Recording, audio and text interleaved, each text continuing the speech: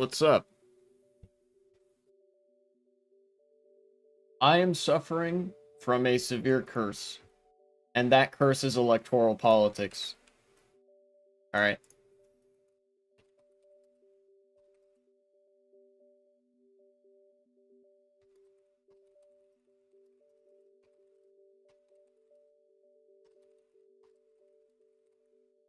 Eh. Perfect. Nice.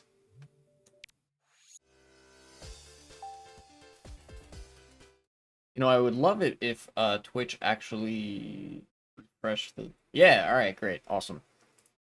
Cool. I actually got it this time. Oh my god. I've been tired and my sleep schedule's been fucked the past 2 weeks. I've talked about this already. Yes. Mise à jour. Is this the long-awaited update that includes the track author names, um, and other stuff? If so, that's actually awesome. Anyways, my sleep schedule's been absolutely fucked for 2 weeks running now, because every morning I've been getting up, showering, having breakfast, and then immediately doing coursework for my IT certification.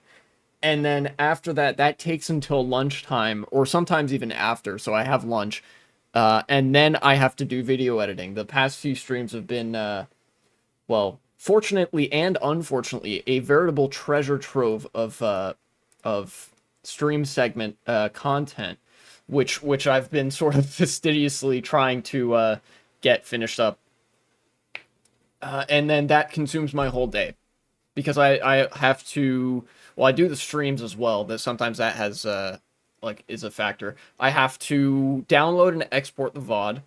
Then I have to start editing, which entails all sorts of stuff. Then once I'm done editing, I'm still not done. I have to compile some stuff in a document so I can so I can just copy paste the description of the video. I usually like to write it beforehand. Then there's like 10 minutes, 20 minutes of stuff that I have to do while the video is uploading. Or probably more like 10 minutes. And, waiting for the video to upload is also quite tedious. Got to make sure that YouTube doesn't choke on something. Uh, yeah.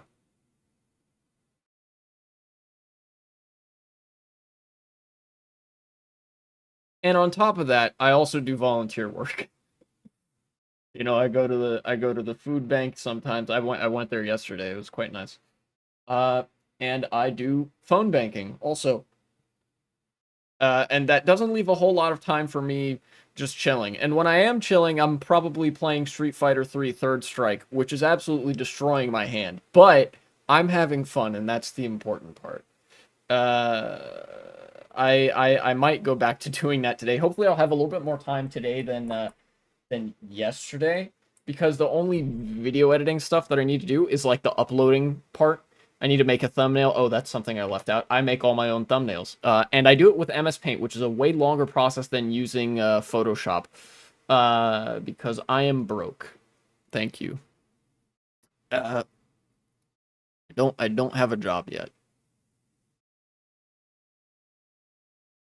So yeah, I just gotta make a couple of thumbnails. I think I finished up editing the video about France and the French elections yesterday. Just finished editing that. And so today I'm going to make the thumbnail for that video and then finish up the description, upload it, and you guys will be able to see that video. But there's almost certainly going to be a video segment that comes out of this stream. So basically there is no rest for the weary. Then there's a couple other video segments that aren't like time sensitive or anything. I can make thumbnails for that at my leisure. I might do like a double whammy of thumbnails so I can have one video segment ready to go. If there's a really busy day, I can sort of upload that, buy myself some time. I don't know. And of course, all of these time restrictions are like self-imposed and stuff. Because, again, I'm not getting paid for any of this. This is just... This is... Stop playing desktop audio. This is just some shit that I do just because.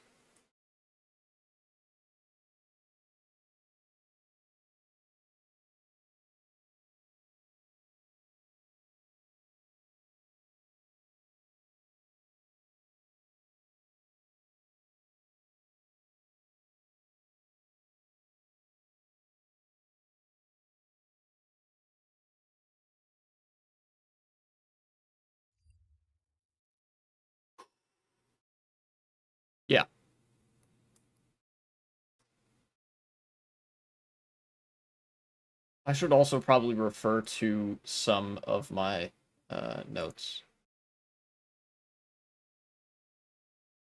when I'm making these videos. Documents.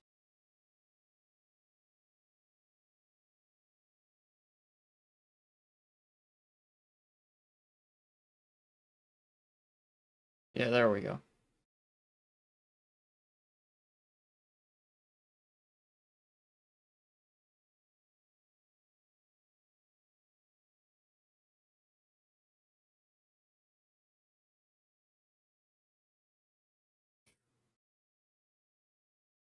And of course,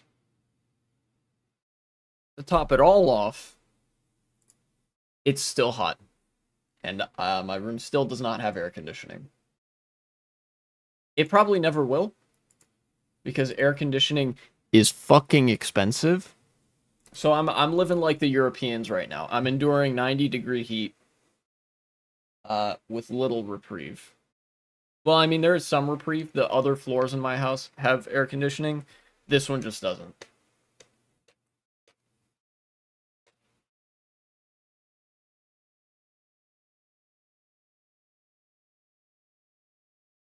Let me take a look at the CTGP updates.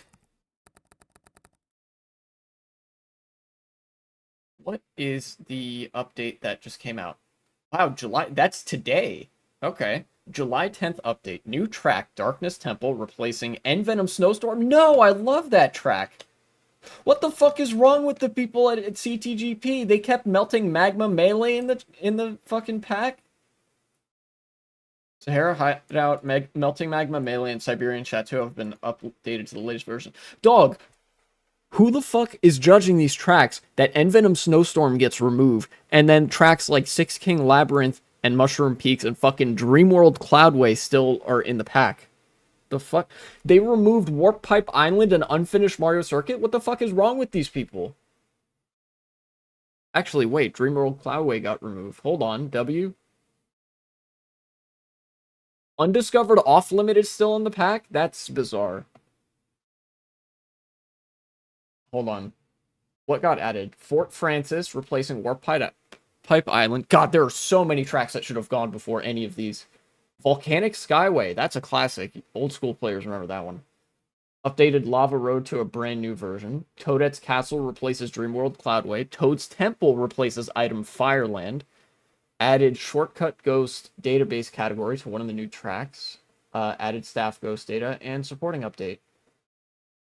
Wait, is this not the dang it?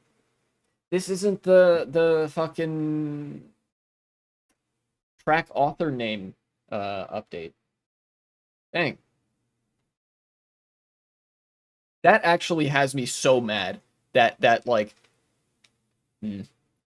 I mean, I should probably just be more fastidiously looking for the CTGP update forums.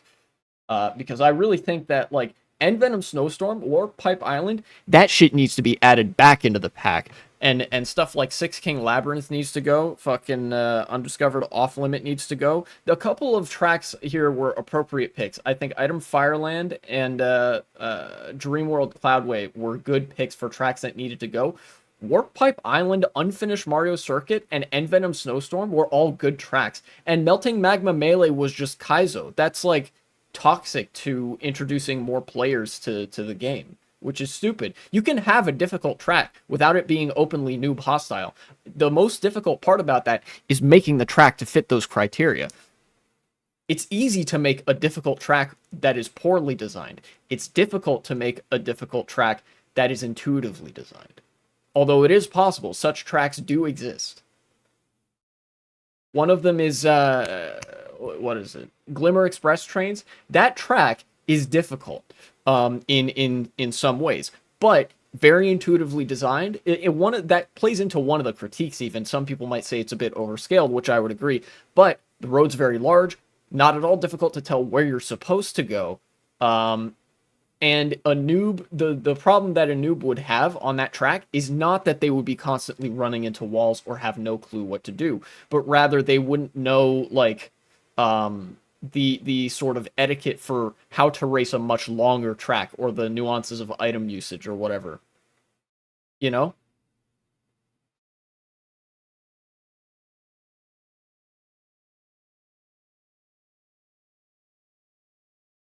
Uh, updated SNES Choco Island 2 to a brand new version. That's interesting. I wonder what that version will be.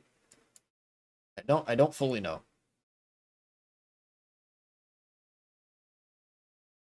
I had out to its later latest version.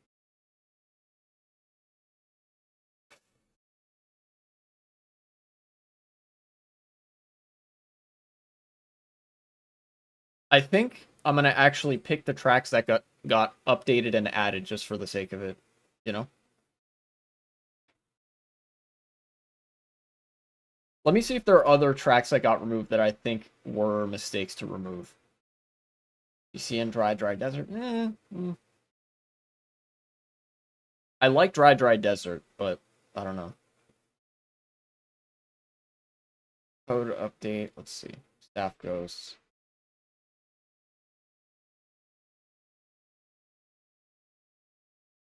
What was Niswo Desert?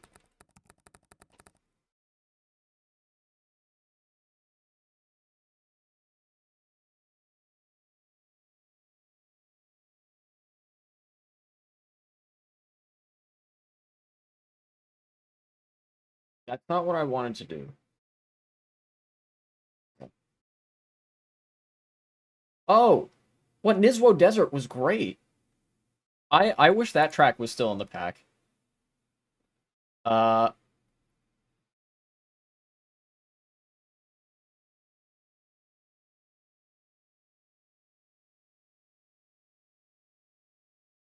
as much as I liked Helado Mountain, I think the design was a little bit old, so maybe removing it was probably warranted.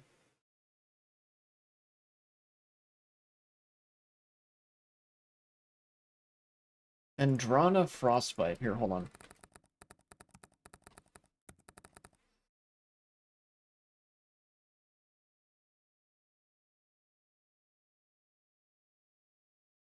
Hmm.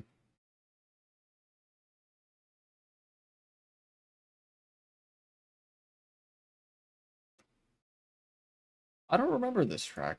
I think that track was entirely in the pack in a period when I wasn't playing. But regardless of whether it was good or not, the author requested that track be removed, so I'll respect that.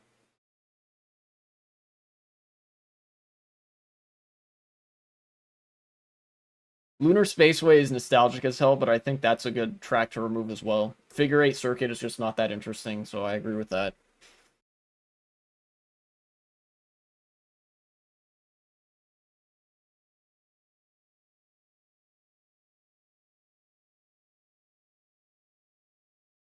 Here, let's see replacing.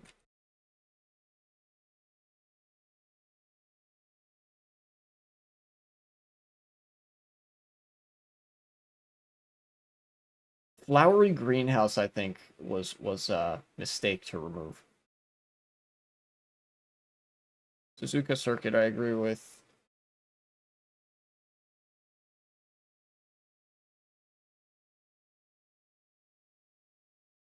Resway 2, I agree with removing. Actually, no, you know what? I think Resway 2 aged really well. And I think that it was it needed like just a slight redesign around the little ramp part in the middle instead of being removed.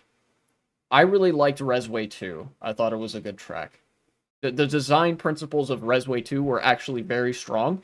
And Resway 2 was sort of an easily understandable, intuitive custom track that was maybe a little bit longer than the average Nintendo track at a time where that really didn't exist, right? And you know, it's kind of not as notable now, but it functions in my mind a little bit like a Mario Raceway type of track, you know? Maybe it could have used some new spit shine maybe, but yeah. And Venom Snowstorm is just I think that's like that is a massive blunder to remove. Star Slope got removed. Thank fuck.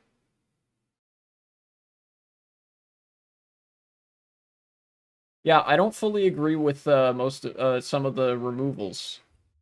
I don't know. It's probably just one of those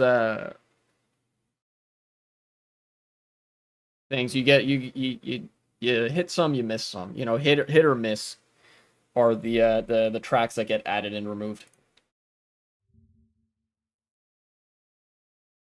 Hopefully these new tracks will be worth it. I mean, I don't think actually I don't think they would be necessarily. I think Darkness Temple should have replaced if we're going by the tracks that were changed or removed or added, Darkness Temple should have replaced Melting Magma Melee. And Fort Francis should have instead replaced Undiscovered Off Limit. And then Volcanic Skyway, I don't think should have replaced Unfinished Mario Circuit. CTGP is sort of lacking in short tracks in some cases, and I think that Unfinished Mario Circuit is a very welcome addition to that bunch. I would have picked either one of the SNES tracks, or maybe like what would I have picked? I know there's a couple of newer designs. Maybe either Forest Creek because that design is getting a little bit dated, or what else? There's something else I'm thinking of. I can't quite place it. Oh, Summer Starville. Well, whatever that track was that I was on last time and like won in a fashion that was completely undeserved. That track is a like very dated design, and you can tell. Even though it is very well polished, the design, the layout itself is not characteristic of a well designed and new custom track. It probably belongs in the dustbin of history. And I think Warp Pipe Island had quite a ways to go before it needed to be removed. If anything, maybe the I don't know, lack of shadowing or intricate lighting could have warranted a little bit of spit shine on an update, but uh, I'm just really salty that Melting Magma Melee and Undiscovered Off Limit are still in the pack, as is Six King Labyrinth. And then meanwhile, Envenom Snowstorm, one of the coolest fucking snow themed tracks I've ever played, is getting removed.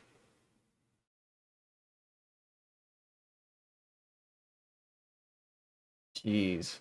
Legitimately was one of my favorite tracks in the pack. Up there with Bowser's Termination Station. I love those tracks.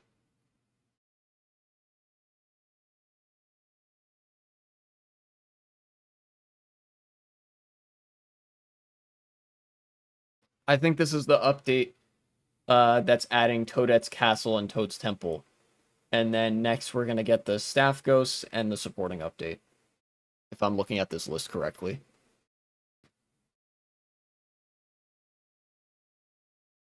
Yep, there we go. So I'm going to do something a little bit out of character this stream. I'm going to be voting for tracks rather than uh picking random every time. Veuillez patienter. Let me actually look up CTGP track.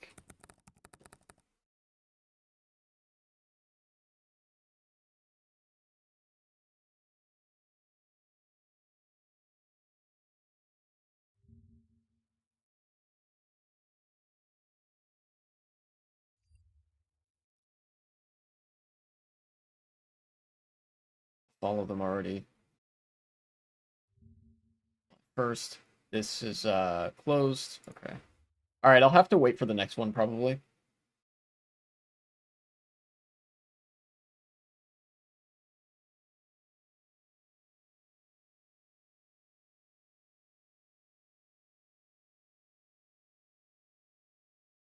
Yeah.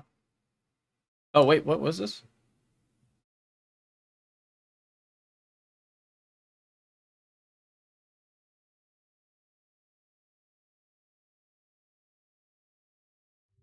What is Chad Softcode UK? Oh, that's just the website for CTGP Revolution.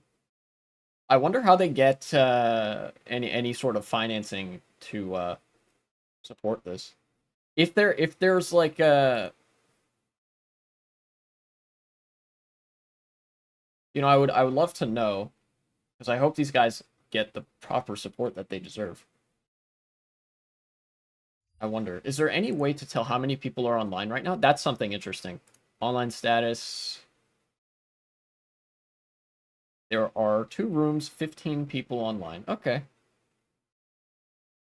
Oh, dude, Maverick is online? Let's fucking go.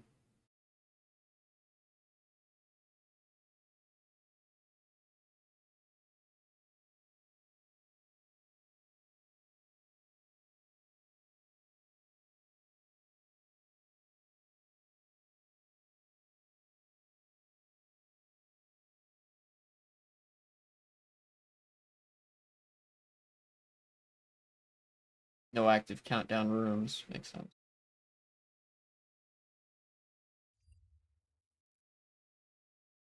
Okay.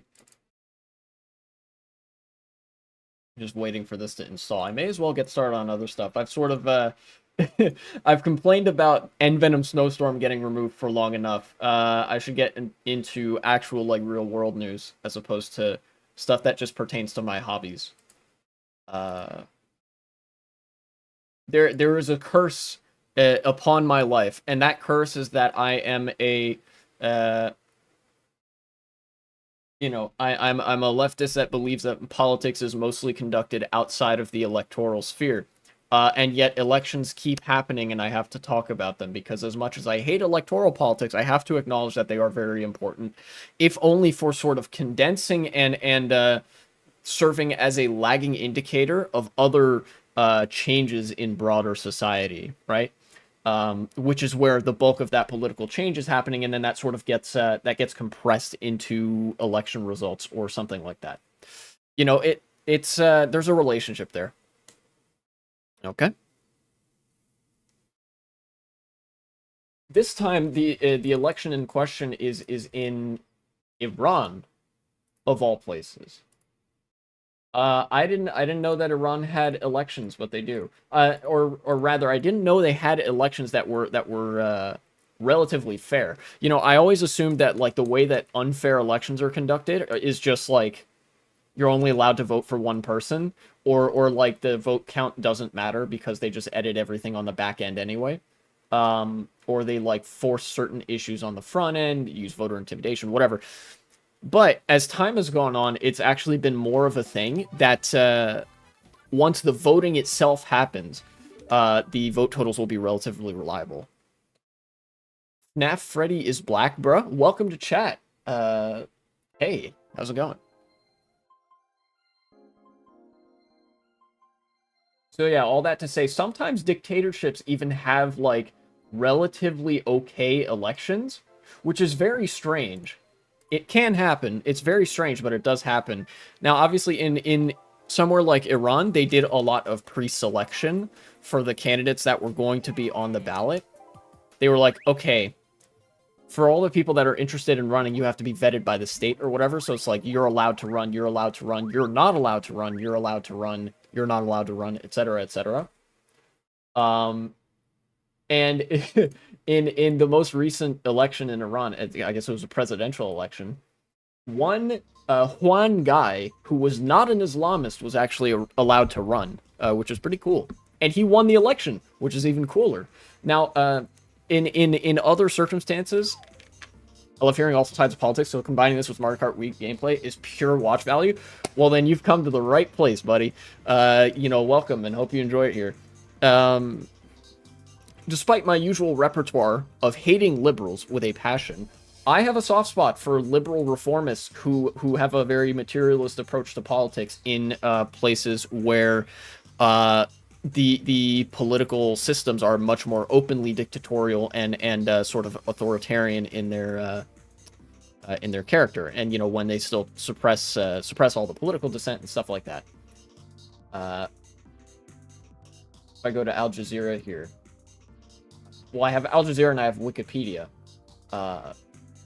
The candidate Masoud Pezeshkian, who was a reformist candidate, won the election with 54.7% of the vote. Like that pretty convincing victory over his opponent, Said Jalili, who is a principalist, which is like one of the hardliners of Iranian politics, which indicates that like the country might actually be moving to the left. Surprisingly enough, Iran might be taking like a reformist path into a more democratic system, which is good. But obviously there's more details than just that. Pezeshkian acknowledges difficult path ahead after winning runoff election with 53.7% of the vote. Right, they had a like first and second round thing where like candidates who didn't get very many votes were eliminated until one guy was left, and people ultimately preferred the more liberal candidate to the hardliners, the conservative hardliners. Promised to serve all Iranians in his first public address after being declared the winner of an election runoff against his hardline rival. Speaking from the Iranian capital Tehran, he said his victory will usher in a new chapter for the country.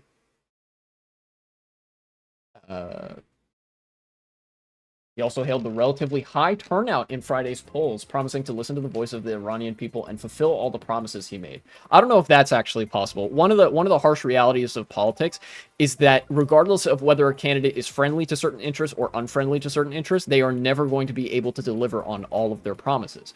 But I don't think I have any reason to doubt the genuine nature of this particular guy. I don't think he would be like a grifter or anything. If the Iranian government really wanted to shove a hardliner into the presidency, they could have done that. But they allowed this guy to run. Iran's going through a very odd stage right now, as I recall. No matter who wins, I hope, livability is increased. Yeah, for sure. The quality of life and, material living standards, but then also the sort of social norms that they're dealing with. All indications are from this guy winning that things are going to somewhat get better, right? Because the population has to be pretty primed against an authoritarian and very reactionary government to choose somebody like this in an election, especially when the Iranian legislature, the Iranian parliament, is mostly conservative. There's a conservative majority in their parliament there, which is going to make things harder. But it's possible that there will be some change borne out in that as well. I'm going to start using this here. And of course, the guy himself, like, what's his name? I forgot his name already, but it ends with Ian, which reminds me of like, there's a lot of Armenian names that sound like that. Anyways, another mock bike user I see. Yeah, mock bike, I firmly believe is the best vehicle for custom tracks.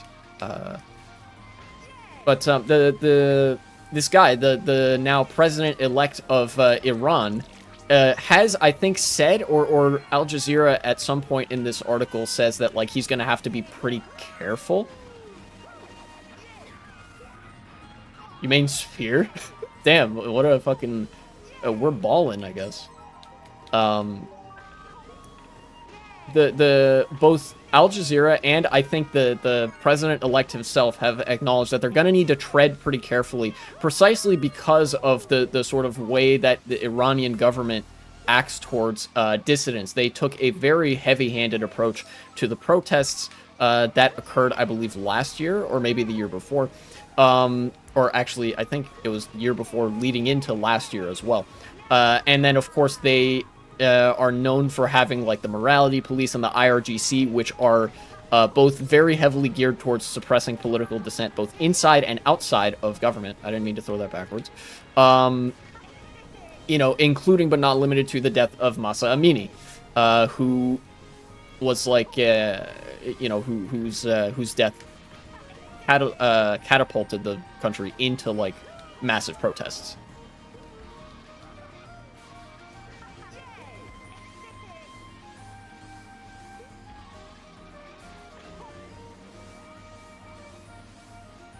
So it's not likely that a ton of stuff changes, like, at least not very quickly.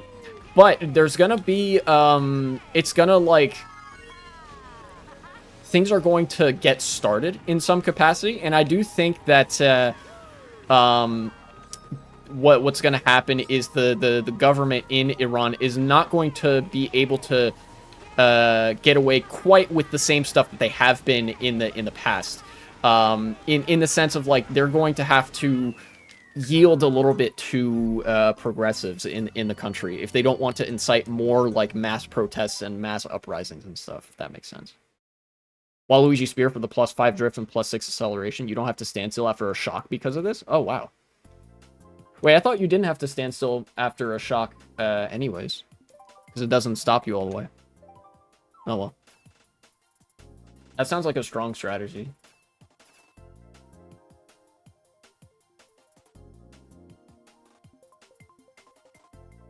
Online anyways? Ah, yeah, okay.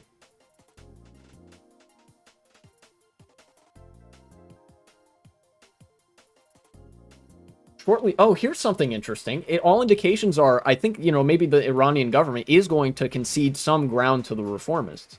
Shortly after the announcement of Pezeshkian's victory, his opponent, Jalili, conceded defeat, saying anybody elected by the people must be respected.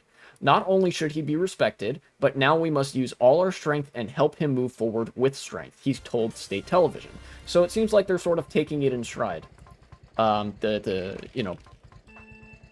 The more establishment sort of hardline conservative types.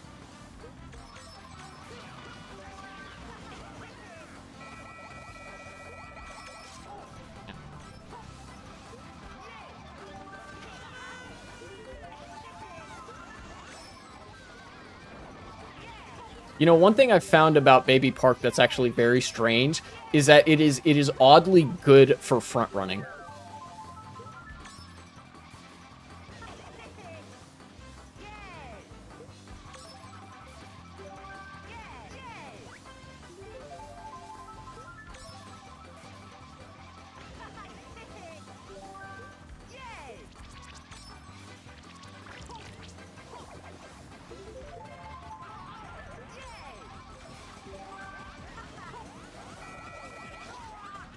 Ooh.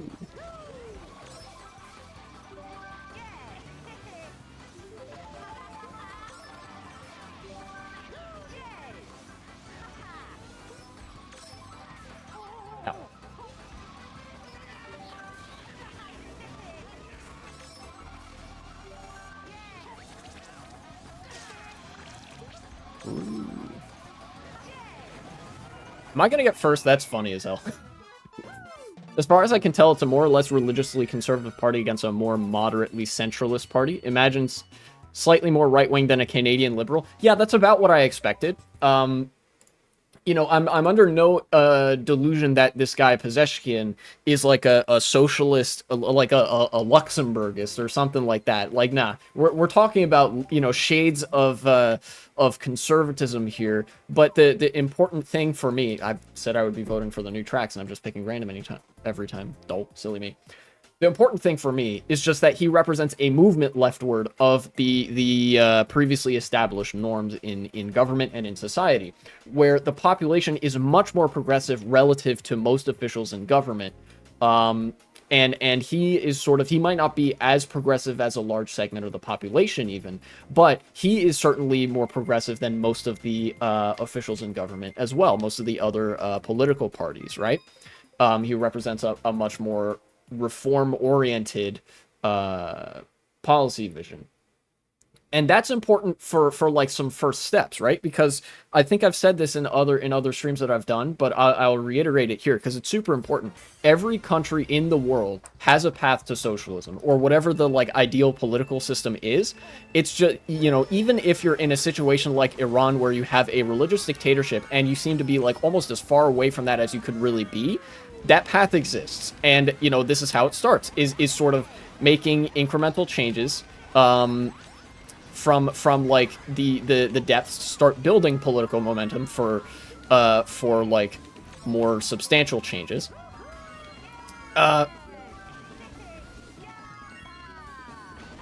And that's what this guy represents. It's like baby steps. That's what matters right now. And then, like, you can worry about the more overtly capitalist challenging policymaking and like labor politics and much more radically progressive economic policymaking and social policymaking down the line. You sort of have to lay some more groundwork first. before you can get to that. And that's what this is. It's like, it's laying the groundwork for laying the groundwork for laying the groundwork, however many layers you need to do. But, you know, it is going to represent a step up from the previous norms. And that's something for sure.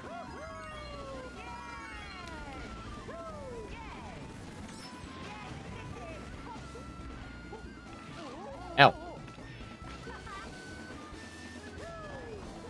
Where am I going? Hello? Oh, I'm fucking dumb. Dang.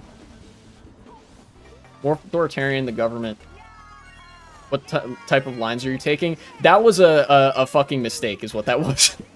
I tried to go inside the tornado, but because I don't know this track, I got hit, and that caused me to just, like, out of panic, use my other mushroom and shoot into the off-road, and then I wasn't familiar with the fall boundaries, and shit like that. That's what happened there.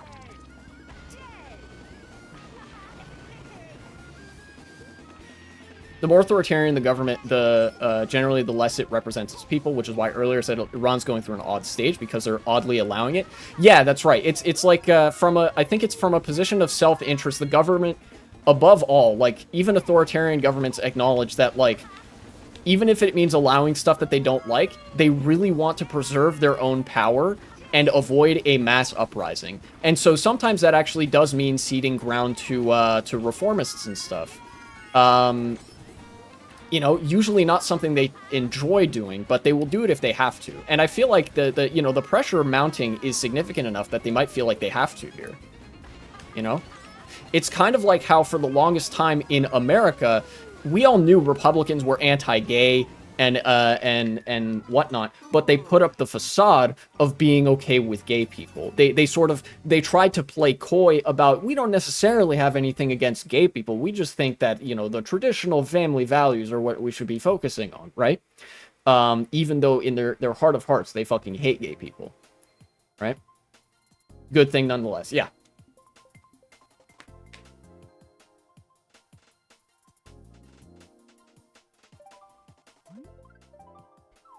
Or it could also be considered like how a lot of liberal parties in the 20th century, parties that ordinarily would have categorically rejected socialism ideologically, had to yield a lot of, like leeway to labor movements and unions, and basically had to sort of go along with the social democratic policymaking, even if now they're trying to go back on it, because at the time there was a very active discourse between a laissez-faire economy and sort of the socialist states at the time, which, you know, you can get into how socialist they really were, but there was a perceived threat, very real threat to their power base, and in order to retain that power, they had to make certain concessions, almost like Oobleck. The harder that you resist a very popular movement, the more that movement sees you as an enemy, and the less likely you are to retain power as a result. It's like a different version of the Streisand effect, where sometimes, like, there's a very popular issue that will be mobilized around, and the government kind of wants it to go hush-hush, so they'll summon the police to crack down on protests, but that only makes the protests bigger. The real way to, like, deal with it is to kind of strategically yield some ground and be like, okay, we'll concede to some of your demands here. And that makes it so, like, maybe not absolutely everybody wins, but, like, some people are getting some stuff that they want.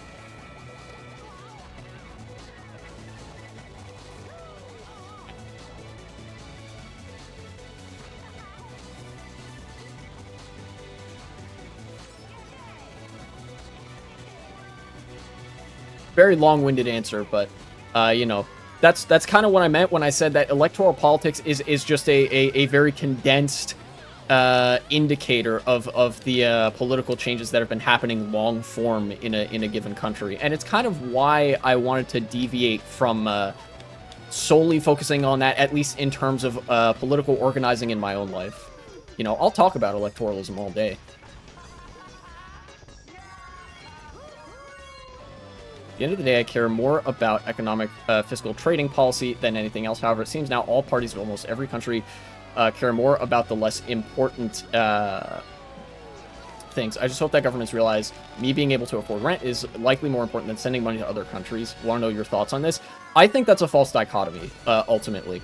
It is obviously economic indicators are very important. However, class reductionism, i.e. the assumption that such economic measures are entirely separate from and sort of mutually exclusive with socially progressive policymaking and international politics, has been actually one of the biggest detriments to left-wing movements throughout history. In fact, it's the origin of something we call the Nazgul vortex, where somebody will, like, start from a position of being relatively left-wing, certainly left-wing on economic issues, but through sort of not caring about social issues, they very quickly go down a sort of far-right pipeline until they're basically just a Nazi that supports a welfare state, you know? Which is not to say that everybody who has tendencies like that are like this, but understand that, like, there's a, like I said, it's a false dichotomy. Oftentimes, building solidarity along social axes can strengthen labor movements, and in the other way around as well. Racism in the United States, purely social racism, not even necessarily like the coded economic racism, was a massive detriment to labor movements in the 20th century, because by excluding, like, by focusing so hard on excluding black people from labor movements, that actually sabotaged the strength of a lot of American unions and actually enabled massive corporations to crack down on union organizers and lobby the government for union busting policies. You know? And with the international politics angle, the sort of economic situation in other countries really matters for economic stability at home as well. The isolationist approach has never been well thought, because this is a globalized economy. We do business with everybody, everybody does business with us, and everybody does business with everybody. So, for example, let's take Ukraine. It is in everybody's interest that Ukraine in some way, quote unquote, wins the war with Russia, in that Russia stops invading. They agree to, like, settle the dispute, and there's, like, a real border solution that avoids conflict in the future. Stability elsewhere is good for everybody, because that means fewer people die. And in fact, it means that reactionary movements have less fuel to use for economic and social reactionism. A lot of times, dictatorial governments, like that of Iran, like that of Russia, rise out of international instability and geopolitical instability, because they're able to weaponize that to sort of, like, create a narrative. If the situation in Russia was stabilized, if relations were normalized, if Ukraine is stable, if Iran is stable, then that enables politics to sort of progress in a fashion that's much more difficult for reactionaries to capitalize off of. That way you get more moments like this one, where there's sort of an election or a few moments or like a protest movement that is really indicative of burgeoning social change.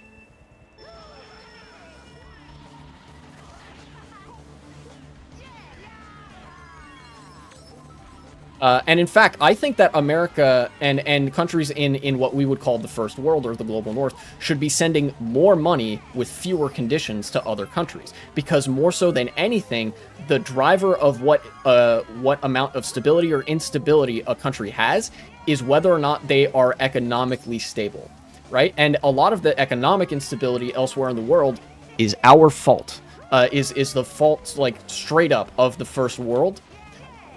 And through organizations and institutions like the IMF and the World Bank, we have kept a lot of countries in a debt trap. You'd be surprised how many countries this applies to. It's really not good. And that has actually influenced massively countries like the Congo, like everywhere in sub-Saharan Africa. Any country that is in a state of perpetual war is like that, because they're in a constant, inescapable economic trap. A trap sprung by the former colonial powers.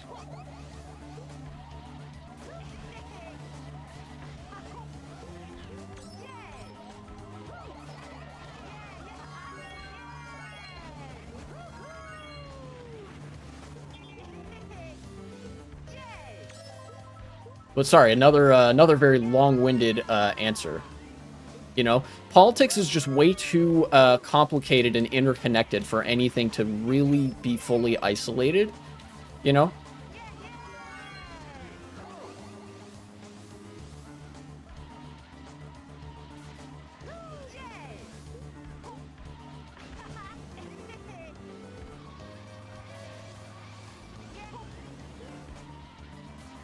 It's kind of like, it's exactly why I love politics. Well, that's great, because it's also why I love politics.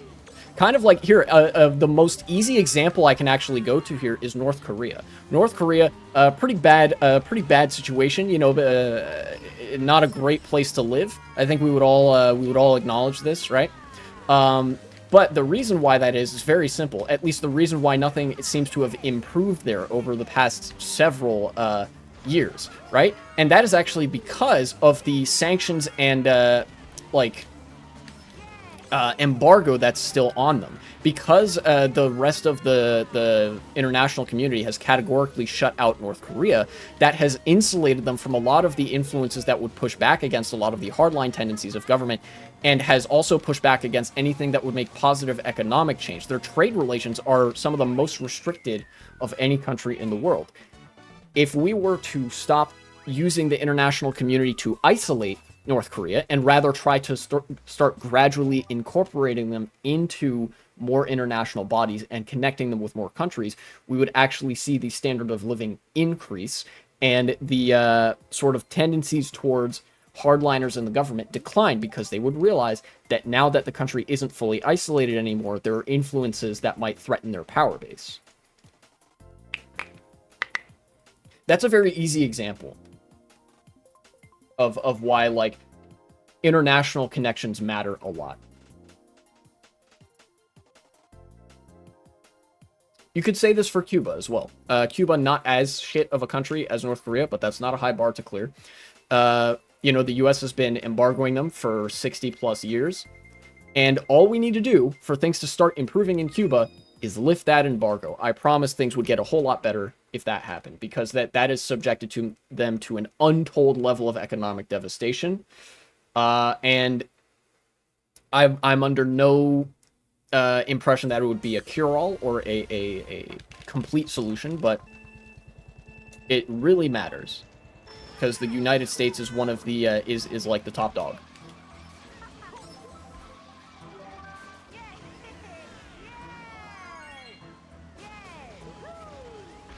I thought I'd land that better, but I guess not.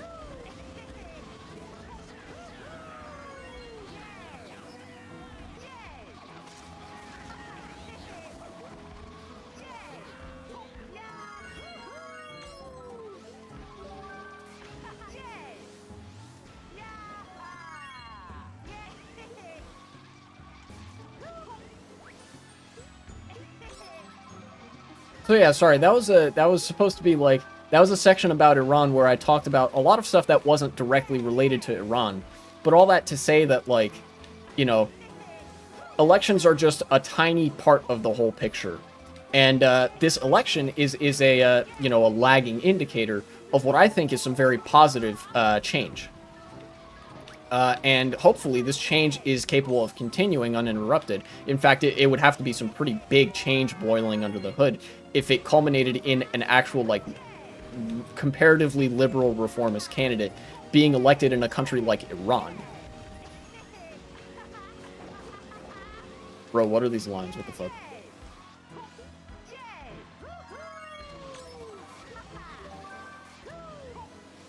You know, good things are possible. Do not lose joke.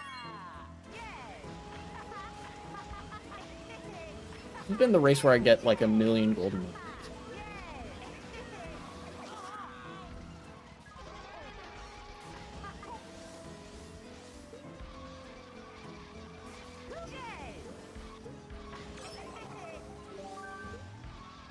Star.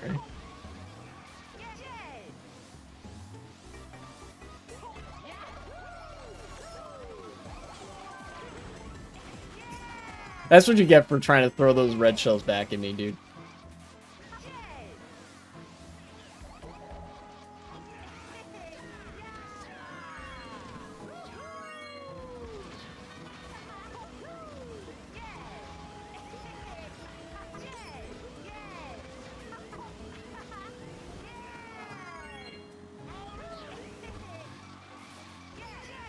assuming you understand Canadian politics enough to comment on this, what do you think of our 2025 election results coming up?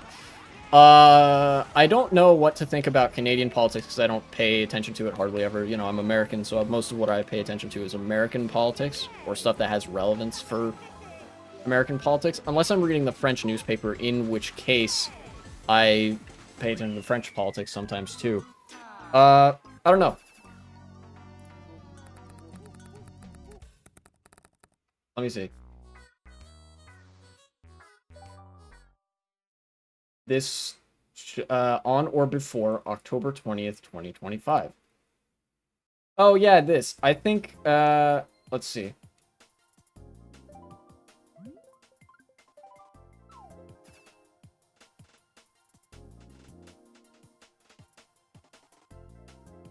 Yeah, I think Canada's cooked.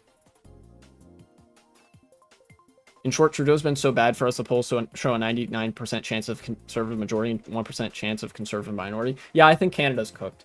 Even if Trudeau wins, it's fucking Trudeau. He's a liberal. And things have not exactly been getting better in Canada while his party has been in charge. It's a little bit like UK Labour. The only cool parties here are Green and New Democrat. And they are both, you know, they're way down there. They don't really have a chance. Meanwhile, the Conservative Party and the Liberal Party are like not exactly having a competition to who can out austerity each other, but neither of them care about like obviously neither of them care about social democratic policymaking because neither of them are socialists or social democrats.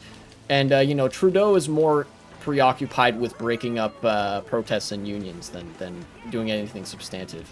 And also, you know, insert meme about the Canadian MAID expansions that the Liberal Party has proposed, and that you know, that's not very good. Liberal parties in a lot of countries are very toothless. It's possible there's some like minute details that I've gotten wrong, but common to most liberal parties is that they don't have much of an affirmative vision for any country that they're in because their policy-making scope is so restricted. Liberals, because they're institutionalists, fundamentally they're incapable of engaging critically with the institutions that they work in and operate in, right?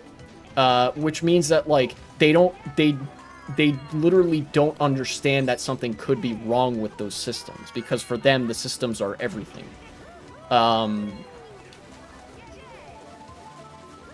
You know, and now we're actually reaching a point. You know, late stage capitalism is a meme, but it's an oft invoked meme for a good reason, which is that like as a lot of sociologists like Marx have repeatedly written about, that eventually there comes a time when a lot of contradictions of capitalism, of liberalism, come to full bear, where those are like now all-consuming issues. And now that those are like the biggest possible issues in politics, the inherent contradictions of liberalism, liberals are no longer capable of really doing anything, because doing anything meaningful would require them to it would require them to like have a sort of capacity for systemic critique of liberal systems, which, like I said, they're not capable of. NDP are a bunch of frauds. They formed a coalition with the Liberals. They might represent the Liberals as well, ignoring Jadmeet Singh is a terrible leader for the party. Well, I don't know much about that, but okay, yeah. I mean, regardless of even whether we call him a pension collector. Oh, okay. Look, regardless of anything like characteristic of the New Democratic Party, even like it doesn't even matter whether or not the New Democratic Party and the Greens are any good, because they have no shot at political power anyway. You know. This track is interesting. Pretty easy for me to grasp a hold of, which is nice, I guess.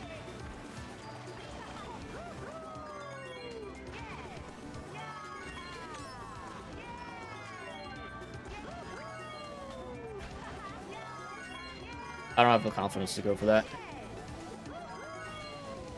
These tracks literally just came out today and people somehow already know the shortcuts.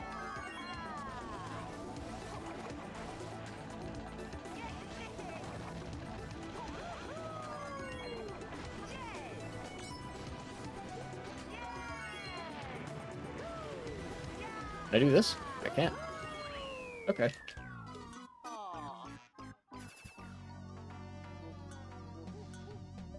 Yeah, I think Canada, unfortunately enough, I think Canada suffers from being in a similar position to the United Kingdom, where they basically like none of the there's no viable left wing option in Canada.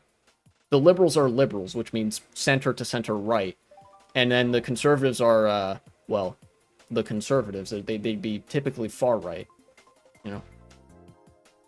Funnily enough, the Liberals were so damn bad that NDP is most likely going to be the official opposition against the Conservatives. Know that this will be the third time that NDP will be the opposition in Canadian history. Yeah, pretty bad.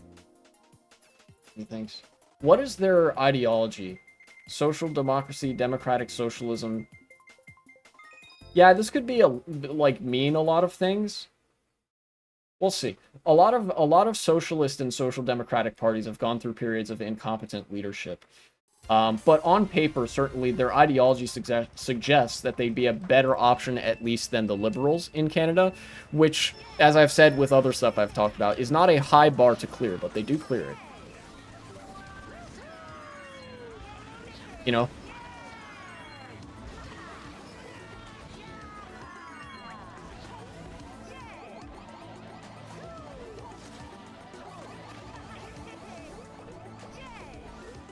Oh, he fell off. Okay.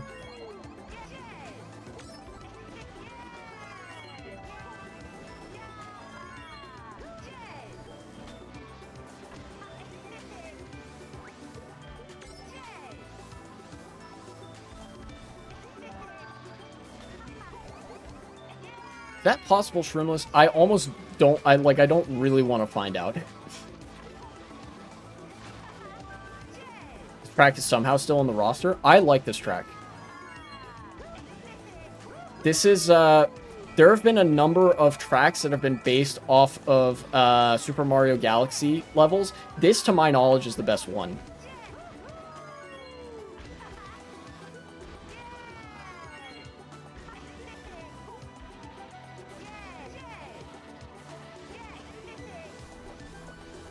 In fact, I think tracks like Melting Magma Melee should really be higher on the chopping block. Should be a higher priority on the remove list than this one. I love this track too, but it's almost never updated. Yeah, I could potentially use with some updates. Certainly some graphical spit shine might be warranted. Or I don't know. There might be some mechanics and stuff as well that need to be hashed out. This road, for example, and these boost panels, it's a little bit rough on the eyes. I think that could deal with some change.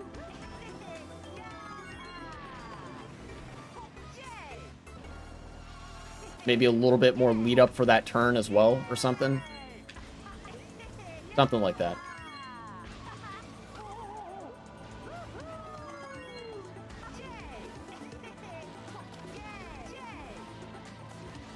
Oh, that guy fell off.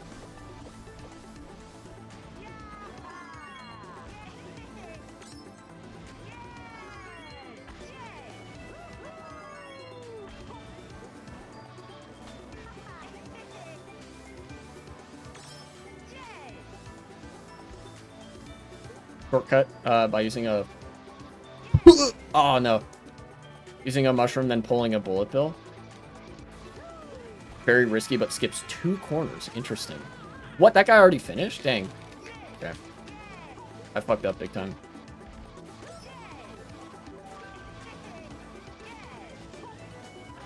What? I did it for the content. That's what's important.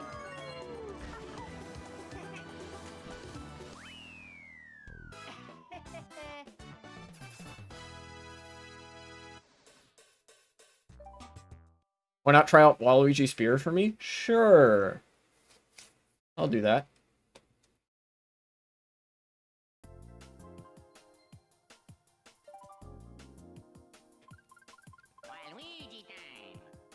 Or rather, Pepsi Man. Sorry, I have custom textures, so you're getting Pepsi Man on the spear rather than Waluigi.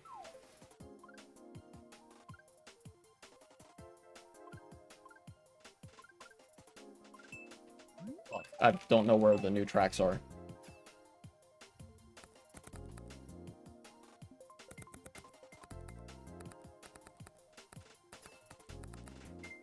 Let me see the,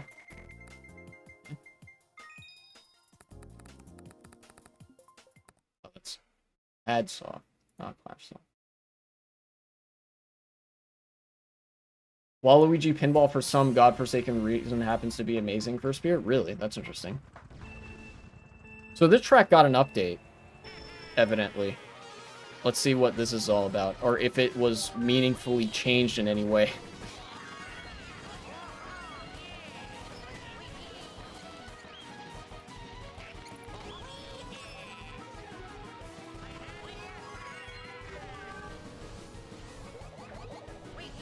Nice try. You know, this track should be okay for Spear, I think. Because there's not that many massive, like, super harsh turns. We'll see. Ah, okay, that's something. That's a change. Interesting.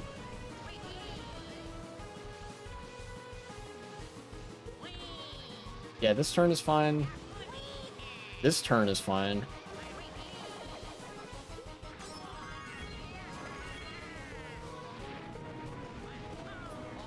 Oh, no. Very underrated bike, TBH. I don't use it because it's very difficult. It's very difficult to use is the thing. That's why I don't use it for the most part. And I also feel like there's, like, it's such a hit or miss, like, such a double-edged sword for custom tracks, because there's such a risk that you get a track with very sharp corners. You know? Even on some of these corners, I'm having to push the Spear's capability of turning to, like, the absolute limit. You know? Ah, blue shell. Interesting. Oh, wow. They really got him.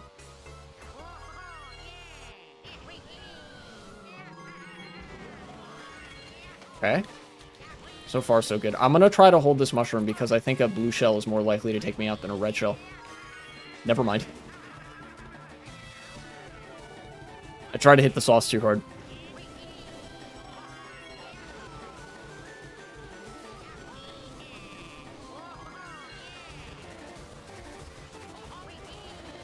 Do you have mushrooms or something? Yeah, he does. Okay.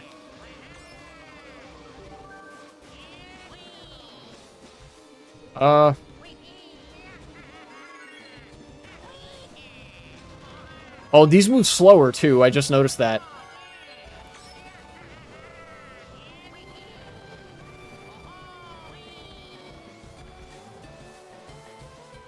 I know where I want to use this, too. Ooh, and I'm in last, so there's no risk of anybody getting a POW or anything. Perfect. Okay. I'm gonna do this. Perfect. Oh, that was so good. See, that way I didn't, there's no risk of me getting hit by the gigantic fire pillars.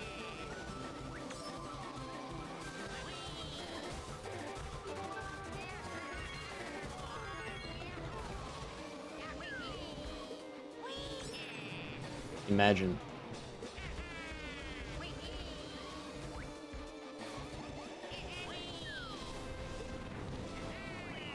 Whee! Yeah. Makes sense.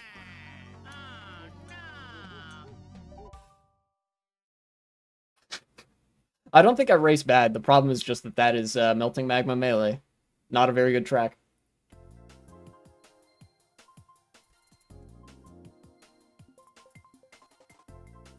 The bombs are some of the worst designed items. Perfect item for first place. It just never happens.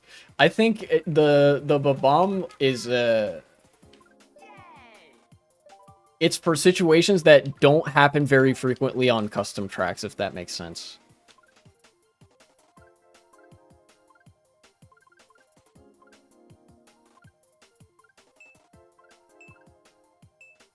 I don't know where the new tracks are still.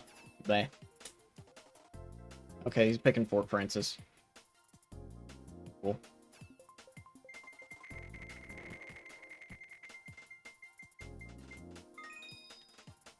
Nice. This guy might have, like, host always wins enabled or something. I don't know. But I'm glad the new tracks are getting picked. Oh boy, what is this?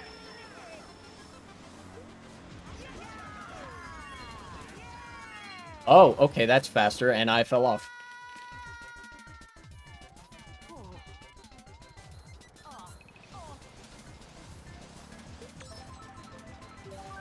Okay. Let's try to figure this out.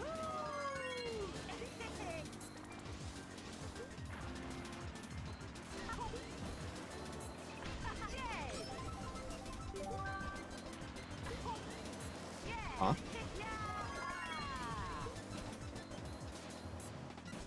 This is a full 180. Okay. In that, there's a shortcuts coming up, I think.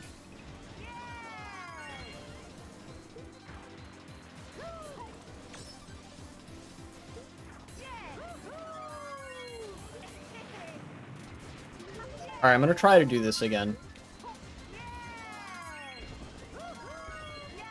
Okay, that was better, for sure.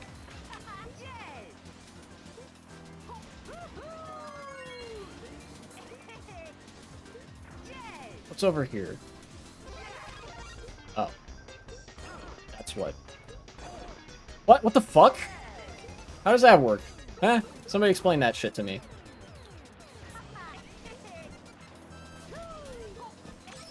I think the Canadian voting system is amazing. America should have to implement it because only having two parties is practically never a great idea. After all, the two parties, the wings that make the same bird fly. Buddy, the Canadian system is pretty similar to the American system. I'm not gonna lie. Because both of them are based off of the UK system, which has some pretty serious flaws. The US has like the most two-party system out of all the two-party systems, and I think that like God, even some of the proportional representation systems in Europe have some pretty serious flaws. You know?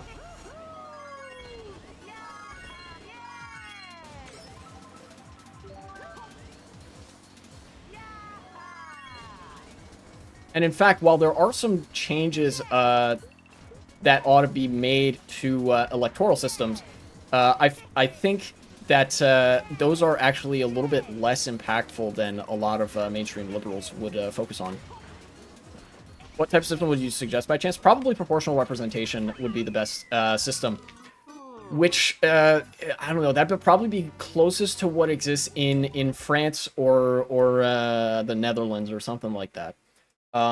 Even those have flaws.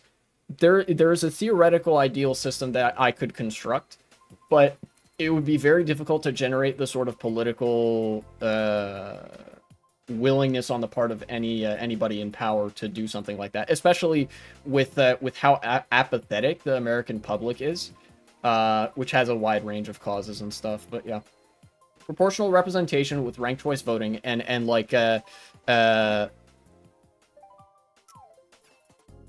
sort of runoff system, very extensive runoff system, and then obviously no electoral college and whatever. But that wouldn't fix most of the systemic problems. It would just ensure a little bit better representation of popular sentiment in government, at least on paper. And even then, political parties in government are going to be constrained by the structure of that government being a liberal democracy. There's no getting around that. In fact, I think like even in a two-party system, it's possible for some really positive change to happen. You know, it's just that with a liberal democracy, the capital interests have captured most of those institutions. And you would still have that with a multi-party system. It would just be a little bit easier to push things through anyway, if that makes sense.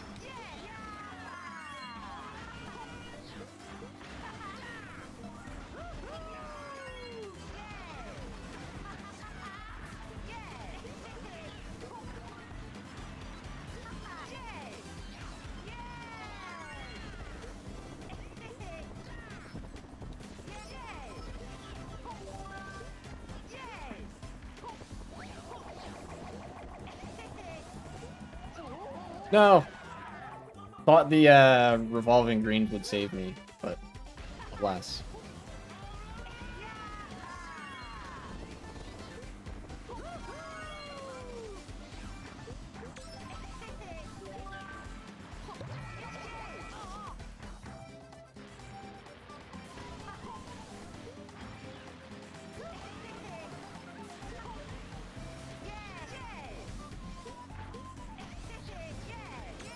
One of the biggest advantages that the Mach Bike has over the Flame Runner on custom tracks is the length of the mini turbo.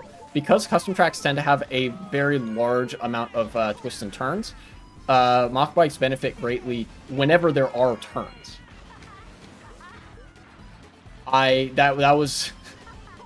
He was the victim of my own mistake.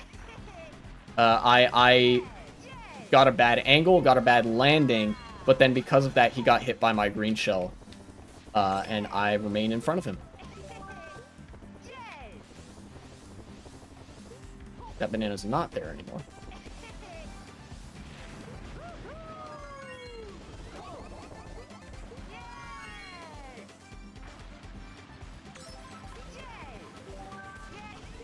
I'm a lot worse at mirror mode than 150.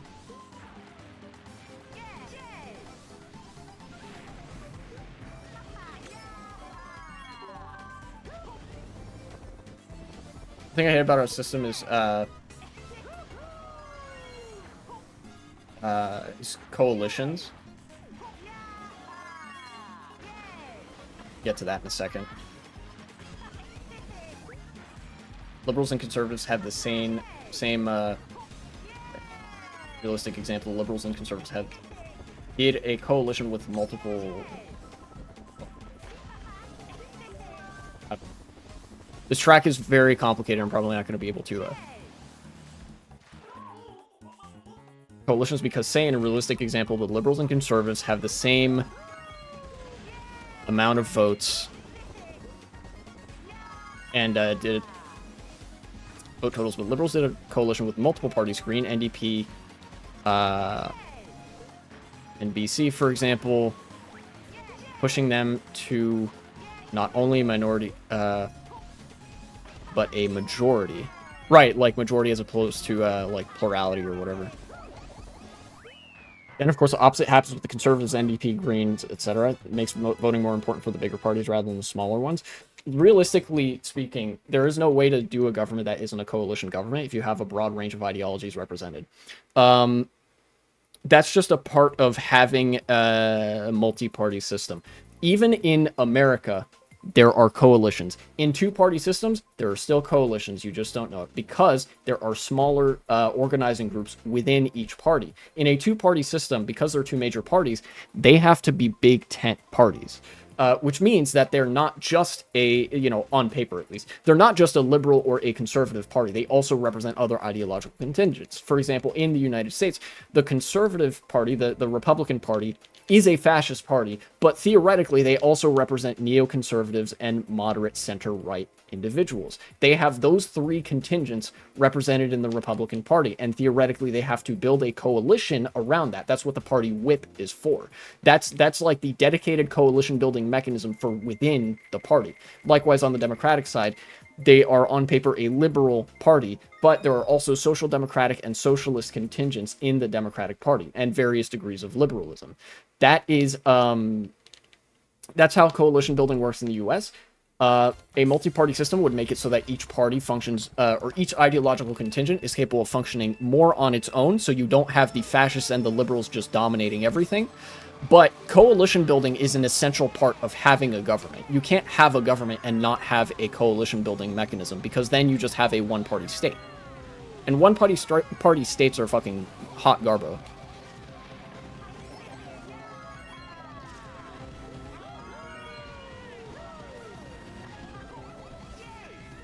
How did I get him? I just wanted to get rid of that red shell.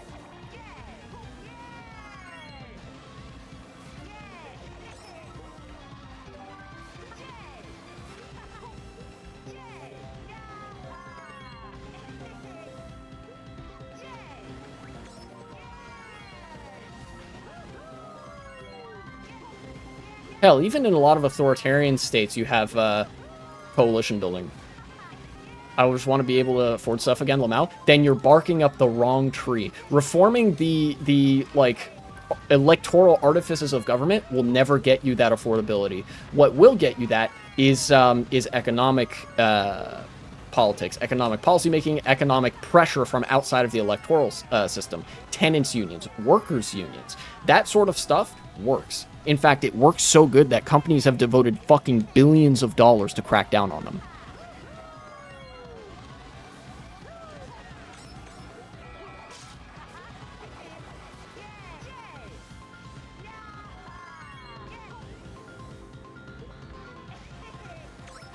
when you're voting for a political party, when you're voting for any like elected office, you are trying to choose the weakest possible opposition to your interests. You know, you can't just vote for them and then be like, all right, now they're gonna do their thing. That's not how government works. There are like there are barriers to policymaking in that respect. The format of all liberal democracies prefers business interests to workers' interests. Unless, like, workers are very active, unless there are very active trade unions, nothing positive can happen for the working class, because then the business class can just lobby unopposed, and that affects every political party. When the unions have a very strong presence, like somewhere such as France, then you get a lot more willingness on the part of the government to engage in left-wing rhetoric and policymaking, because the unions have a significant amount of political power to their name. This is what I'm talking about when I say that all of the political change that affects stuff like affordability and whatever happens outside of the ballot box. That's just, the ballot box is just pushing it across the finish line, maybe. Right?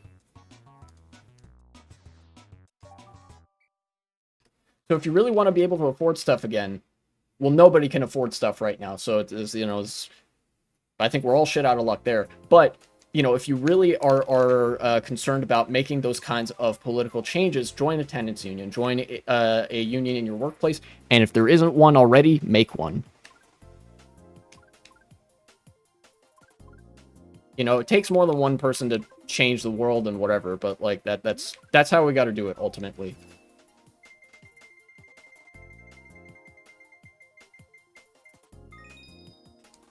It's Temple.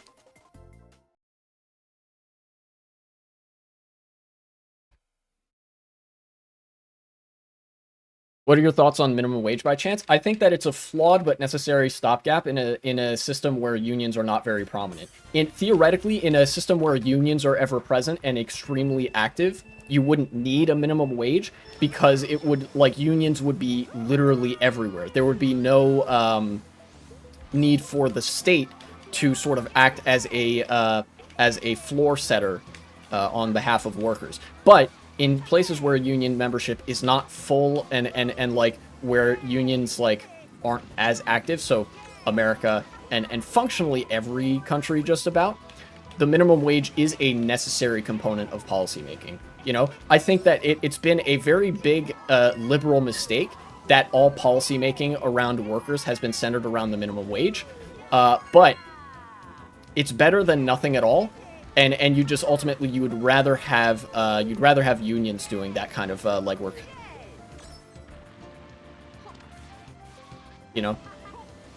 But if you don't have to choose between either or, then you shouldn't choose between them. You should have both. It's kind of like having a comprehensive welfare state versus having universal basic income. Universal basic income is only necessary if you don't have a good welfare state. So ideally you want to have that welfare state, but really you should be doing both, because there are a lot of interests that would oppose a welfare state, but might be a little bit more pliable to the concept of a universal basic income.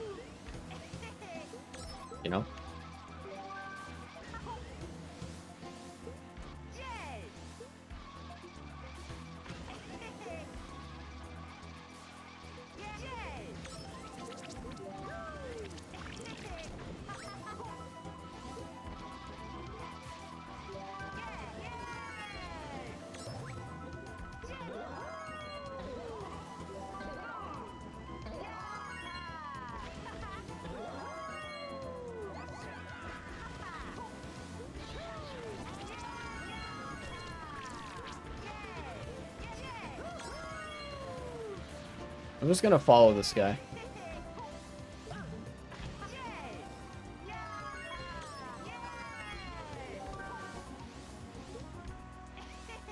you think the minimum wage in America is good enough right now? Not even fucking close. The federal minimum wage in America is $7.25 an hour, and the lowest livable wage is like 20 bucks. Minimum wage in America is not even remotely good enough, dude. Which is why the policy debate has been centered around that for so long, because like unions haven't been very active in America until pretty recently. 2022 and 3 especially is when union activity started to uptick, but yeah. No. The minimum wage, the one of the flaws with the minimum wage is that it's almost impossible to fix the minimum wage at a level that would be good enough. Because of the inflation and because of all the administrative tinkering that would be required to have a minimum wage that adjusts with inflation. It's going to be a losing battle between the interests of the workers and the interests of big corporations if you only fight that battle on the grounds of the minimum wage. You need unions. You have to have workplace democracy in some form. Ideally, that would mean transcending capitalism entirely, kicking out the capital class, liquidating the capital to have a democratic ownership scheme and, capital pooling, and no such thing as a shareholder class, in the form of worker cooperatives. But that's really getting ahead of myself. And realistically, the form of worker power that you have available within a capitalist system is unions. There have been a lot of studies on union. All of the data that we have on unions indicates that wages are higher, not just in unionized workplaces. Are you on 150? Yes. All of the data that we have on unions indicates that union wages are higher than non-unionized workplaces, but also workplaces in the vicinity of other unions that aren't themselves unionized have higher wages because neighboring businesses are so piss scared of what a strike could do to their bottom line. That kind of power is very real. That's why it's slow then, Lamau. I can only play 200, 300. I got you. I cannot, in this game, I can't handle 200 CC, or, let alone 300, I've tried 200 CC, and I feel like most tracks just aren't built for it.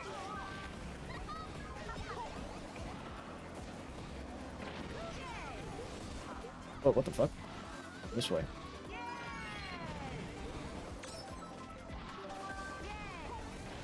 Okay. I guess that's a little bit faster. Interesting.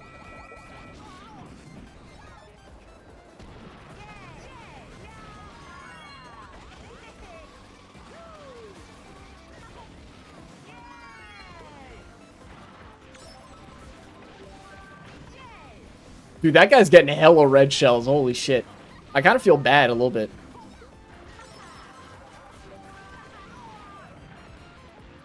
Oh, this is a 2-lap track. Interesting. Watch me go inside these bananas. Mock bike privilege.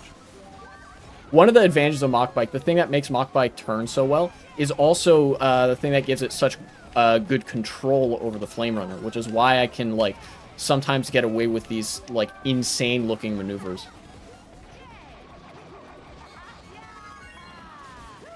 Oh, that's a shroom shortcut. Okay.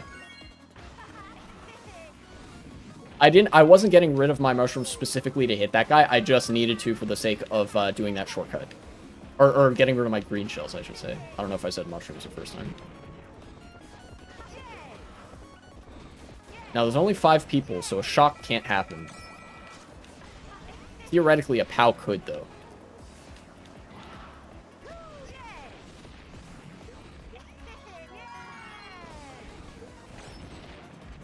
Ah, he figured out that this is the faster path.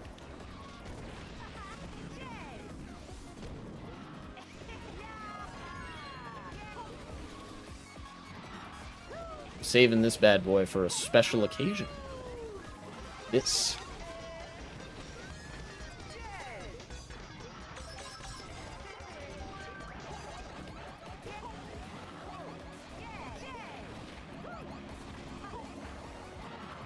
No, I'm getting 4th.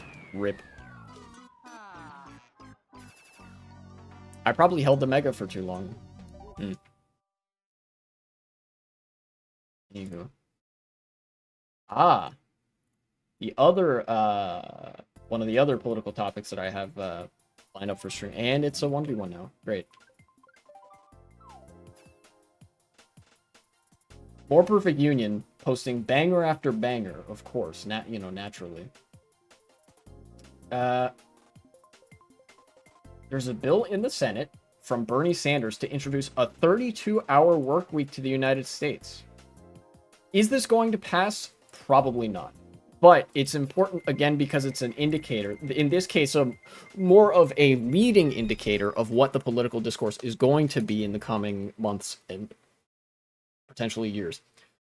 Bernie Sanders, I remember earlier this year, mentioned the 32-hour work week on his YouTube channel, and overnight it was discourse in the federal government, which is the kind of agenda setting, or not necessarily agenda setting, but is the kind of political clout that Bernie Sanders has, like the kind of popularity that he has.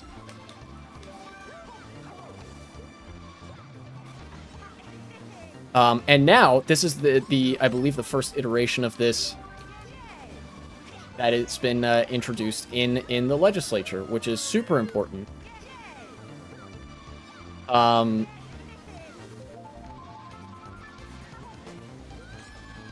America has a work hour issue, as I thought. Yeah, most countries do. In our case, 40-hour work week is the issue. There have been a lot of studies, again, on this subject. There was a 1-year trial for a 32-hour work week in various localities at various companies, and all indications were that people's issues with the 40-hour work week were actually very, very grounded in the effects that it has on the human psyche and productivity. Which is why this is being picked up now, is because companies discovered that having a 40-hour work week is actually bad for their bottom line as well, if you can believe it. It's like diminishing returns. How if you work 80 hours a week, that's not going to be as productive as you working like 40 or 50 hours and stuff like that. Like there's you're subject to burnout after a certain amount of time. It's just like you can overwork yourself.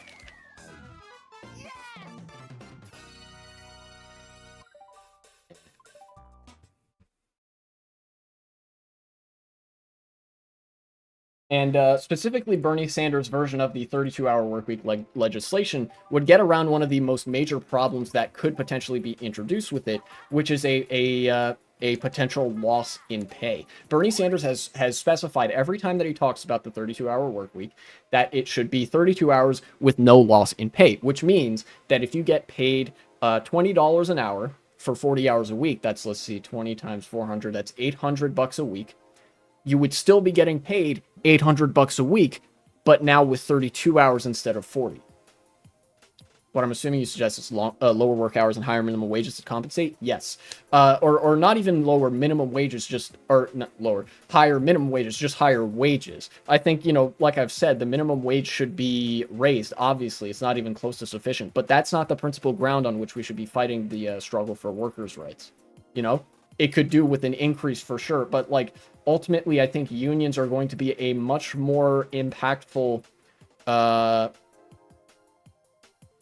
factor than just setting the minimum wage higher. Because setting the minimum wage higher, that is a top-down policy that can be very easily repealed whenever a conservative administration comes into power. Compared to the slower, for sure, but longer-sticking power of bottom-up organizing with unions.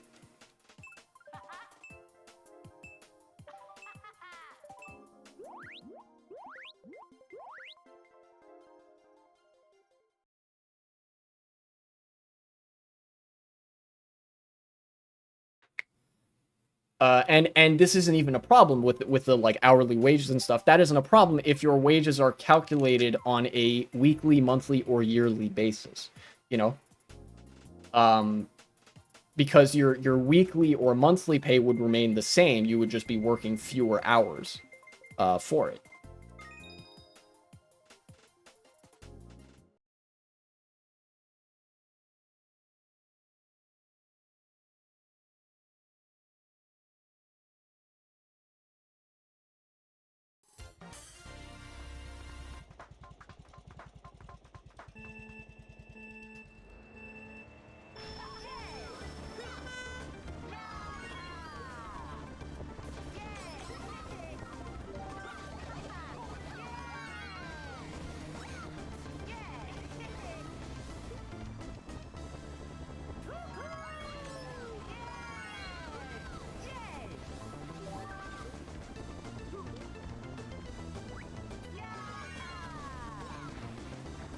Is this mirror mode? It is.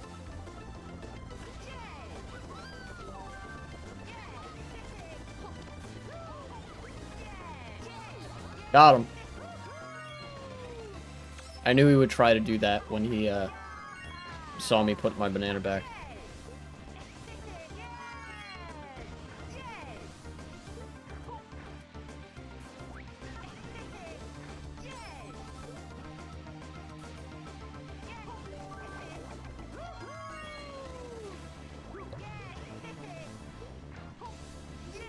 Got him.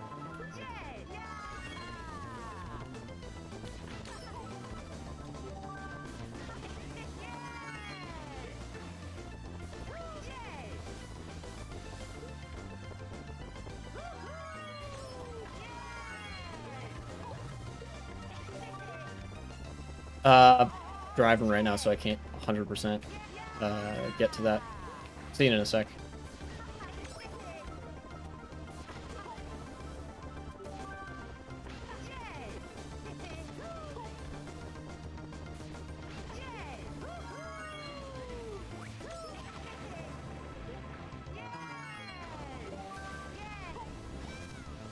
One issue is, that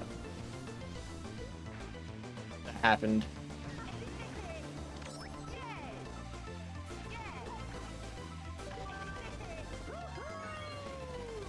Do the same thing again? Yeah. If minimum wage increased, companies would increase their prices to compensate. Do you believe unions have the same effect, or would unions stop such a thing from occurring? Unions actually would stop such a thing from occurring, and such a phenomenon doesn't even happen with minimum wages either. Minimum wages do not cost nearly as much as corporations say they would raise their prices to, which functionally is a threat, by the way. When corporations say, oh no, we'll have to raise our prices, that's a threat, not a, like, something they would have to do. They would choose to do that. They don't need to do that. Like, price increases relative to minimum wage increases or unionization resulting in wage increases are almost inconsequential. And in fact, the price increases would, like, not really... They would lose out functionally to union bargaining power because, like, the unions have the power to deprive corporations of their bottom line. They can just say, hey, if you increase prices, we're going to strike again. And that causes them not to do that. Like, regardless of the more in-depth mechanics, all indications are that effect does not exist. Higher minimum wage increases, or higher minimum wages and higher wages as a result of unions do not result in meaningfully increased prices in the sense that they would overcome those wage increases. You know? Again, that's why companies are so afraid of unions, is that unions have real power to impact their bottom line. See, if the corporations, everything that corporations do is for their bottom line. If raising their prices could potentially hurt their bottom line, they won't do it, which unions have the power to do through, you know, threatening their price base more so than a loss of activity would even. You know, there's always potentially the factor that, like, oh, they surpass the equilibrium or whatever, and it actually makes it so that people don't purchase as much stuff. But that's less likely, like, that's way less likely to happen than, or rather, it's a much weaker factor against price increases, a much weaker resisting factor against price increases than unions. Then, of course, for small businesses, this wouldn't matter, I assume. Not really, I guess. Some small businesses are so small that they, like, wouldn't even be able to unionize or wouldn't need to because it's, like, 2 people, right? But in some ways, this does actually affect small businesses as well. You know, considering that there are some small businesses that have maybe a dozen or a couple dozen employees, or there are some, or additionally, there are some very disingenuous categorizations of small businesses that include giant mega corporations. I don't know if you knew this, but small business is actually a legal classification because there's such a thing as the Small Business Administration that administers small business loans. And a lot of international corporations have sort of retooled themselves and the way that they employ workers to be legally counted as small businesses in America.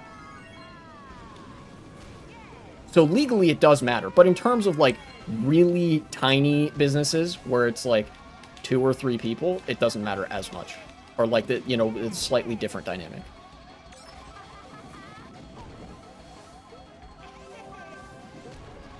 In fact, I think Amazon might even be one of those examples. I don't know if it still counts for them, but I know there's one of the like really, really big name companies that everybody knows and hates that is listed technically as a small business because of like they don't employ as many people as like regular employees. They rather rely heavily on like subcontractors and such, which technically aren't counted as employees.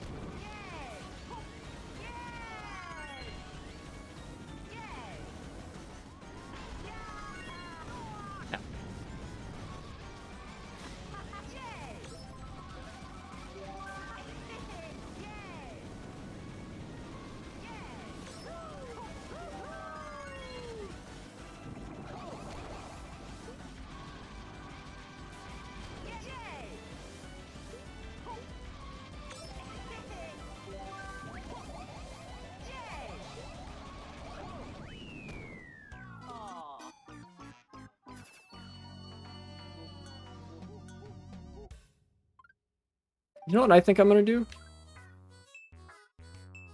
I think I'm gonna do time trials for the new tracks. Might as well ask something other than economic as I might as might as well, I guess. Thoughts on greenhouse gases, etc. Greenhouse gas is pretty bad, pretty cringe. There's no getting around that a lot of the world relies on them for energy right now, but it's actually urgent that we switch to renewables yesterday. Because the climate crisis isn't coming, it's here. There are already areas in India and Pakistan that are becoming effectively unlivable because of extreme heat. In the United States East Coast, where I live, and in the South, especially the deep South, where it's very humid, wet bulb temperatures are becoming much more frequent. The roads are melting, yep. And people are literally dropping dead in the dozens every summer, or like last summer and now probably more so this summer because of the heat. There needed to be policy to address this yesterday, and in fact, it's the only way that we're going to be able to address it is actually to like have a socialist revolution. And I'm not even joking. That sounds super out of pocket, but the climate crisis existing as a theoretical concept is extremely profitable for energy companies because they get to consume massive amounts of government capital in the form of loans with which they can just sit on their thumbs or invest the money in things that aren't necessarily green energy, set meaningless targets only to then sabotage them later. Spear might be more viable. Yeah, but I'm used to using Mach Bike, so I want to learn them with Mach Bike. You know, there are sort of the incentive structures that created and now are perpetuating the climate crisis are capitalist incentive structures. So you're only going to be able to really fix and like properly address the climate crisis in the long run if you get rid of those incentive structures. Should we be doing things within capitalism to address this partially or in whatever way we can? Absolutely. You know, every green energy power plant built, every train that gets built, every road that gets narrowed or destroyed or whatever, every way in which we shift away from the massive causes of like greenhouse gas pollutants is good. It's just that the shifting away from them entirely is very economically painful and something that corporations are entirely averse to. You know? And that's because their entire mode of planning, in fact, it is legally mandated that the only thing that corporations are legally obligated to do is provide like a return on investment for their shareholders, which leads them to do all sorts of very destructive things, especially when the profits that we're talking about here are on a quarterly basis, which means every few months. They don't care what happens in a year or more. They care what happens in 2 months. And that has gotten us in a whole lot of trouble. There's a shortcut at the end there. Let's see.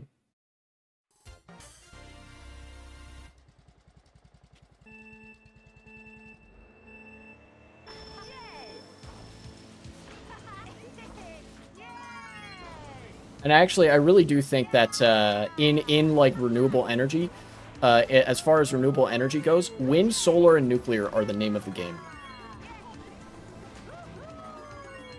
They're like the cleanest and least problematic forms of energy that we have available to us. You know? Despite all of the Chernobyl memes, nuclear energy is actually incredibly safe and way the fuck less damaging than coal energy. Can you do the Shrimless? No, you cannot. Not even close. Okay. Alright. You need a shroom to do that.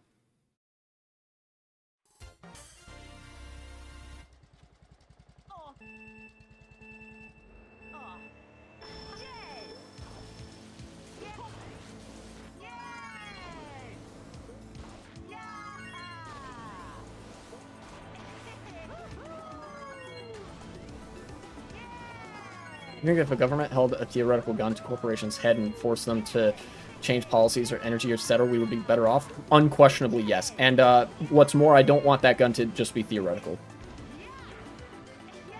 Because that's the only way to really get corporations to do anything.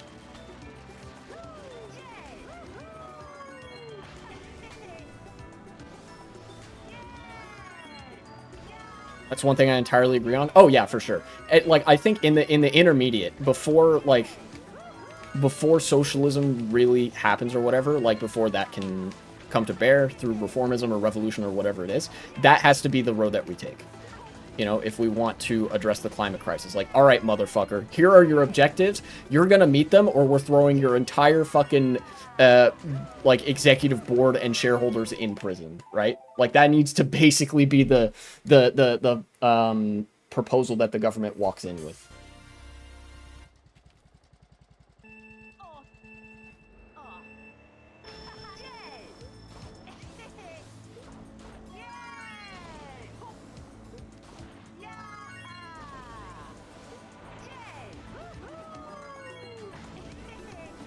I saw somebody do this. I don't know if you can do this upcoming shortcut without a mushroom. Even as an econ-conservative, I'm tired of businesses not being held liable for the bullshit that they managed to do. Yeah, everybody's pretty tired of it. It's really interesting seeing that be like one of the few issues of unity between the right and the left, especially as right-wing parties continue to like do all of jack shit. Or maybe it's just the American conservatives, but like, God, it's like infuriating.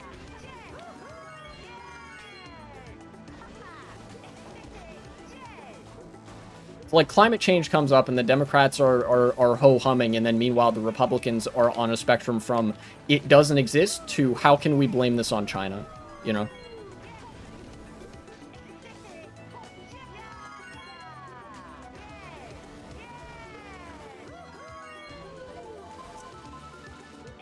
It is indeed a certified Lamau moment. Alright, I'm gonna do one more lap, and I think I've got the general idea of how you're supposed to drive this track down pretty good.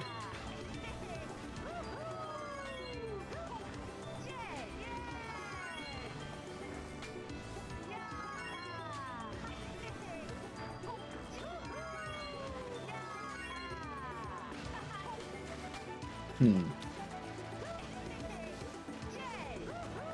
can't, okay. For a second I thought, like, that's awfully accurate. Yeah. Well, I've been following climate change as an issue for some time, and you know, there've been a lot of you know, Democrats have been making a lot of promises ever since I was conscious of this, and you know, yet to see any of them delivered upon. And you know, it was interesting to see that I think last year the Republicans finally shifted away in some capacity from their complete climate change denialism. You know, which was their official position until very recently, that climate change didn't exist, or that, like, it's fine, actually. Second and third shortcut have saved way less time than the first corner, which is sad because that's boring. It is kind of boring. And you only need one mushroom to do the initial shortcut, which is kind of crazy. Let's see, what were the other ones? It was like Toads, something or other. I can go to the updates page. What am I doing? It's right here. So that was Darkness Temple.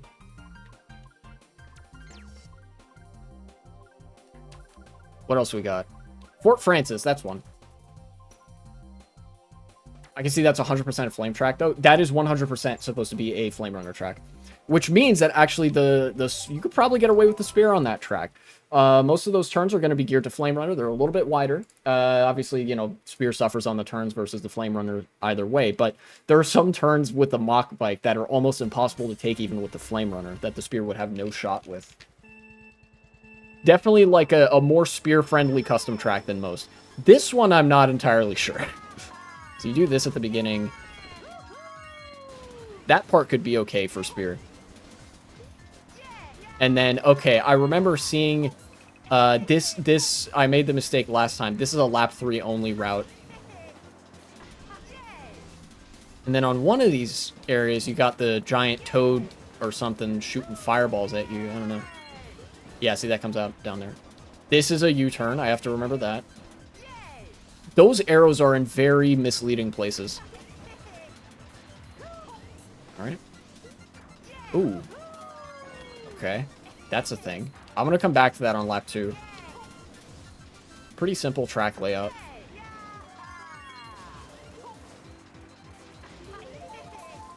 This is shroomless. You should probably... Yeah, you can do this every time. You know, shroomless, it's faster. Little boost panel here. Okay.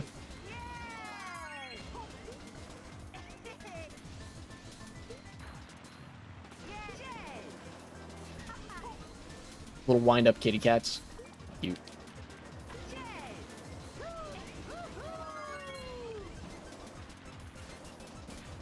One thing I've always been on the edge on is tariffs. I hear Trump talk about tariffs and stuff all the time. My main question is a sort of tariff war. As if that starts a sort of tariff war. It does. Tariffs are a terrible idea for the United States. Because the U.S. is the top dog. We don't benefit from economic protectionism. Right? And the tariffs are a bad position that both Trump and Biden agree on. That I don't like at all.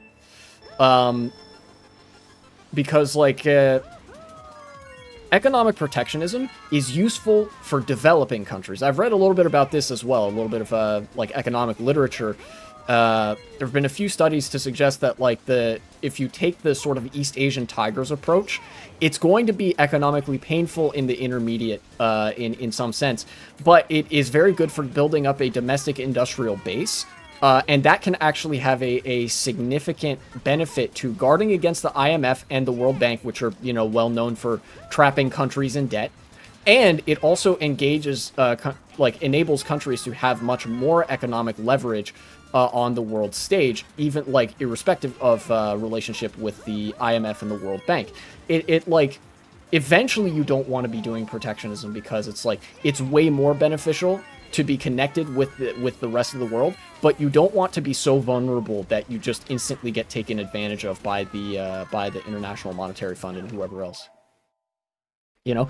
But one of the instances where protectionism is not useful is if you're America, the top dog, who is the World Bank and the IMF, right? Basically.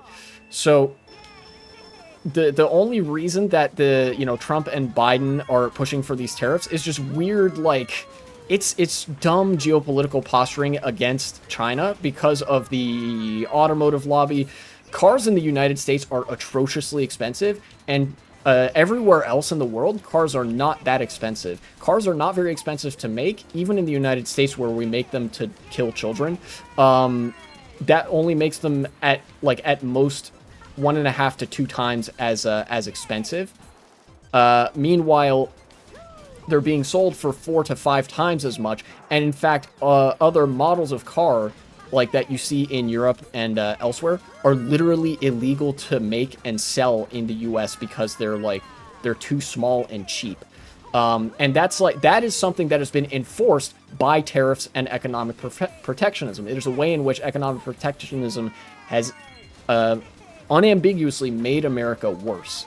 If you didn't have that, then America would have to actually compete with automakers around the world, which America isn't too fond of, American businesses especially. And it would actually make America a little bit more pliable to non-car centric infrastructure, stuff like trains, walkable cities, bike paths, etc., which would actually be great for climate goals too. Having proportionally more EVs, proportionally less cars in general, proportionally more bike transit and mass transit means that the overall carbon footprint of American society is way smaller, you know? And it re-democratizes city life. Cities are fucking, overrun by cars in America. There's no... cities in America are very hostile to pedestrians, but if we stopped making cars giant death machines and started refocusing our infrastructure more around trains and stuff, then you have vibrant city life. I had to clip you something you said because that without context is way too funny. Oh, perfect. Oh, baby. I actually love really funny out of context clips.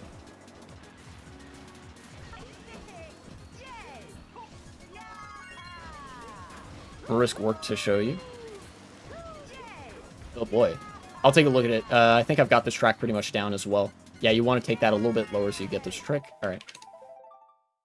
I'm going to mute my desktop audio so I can see this. And not get double playback. Oh, wait. Yeah, there we go.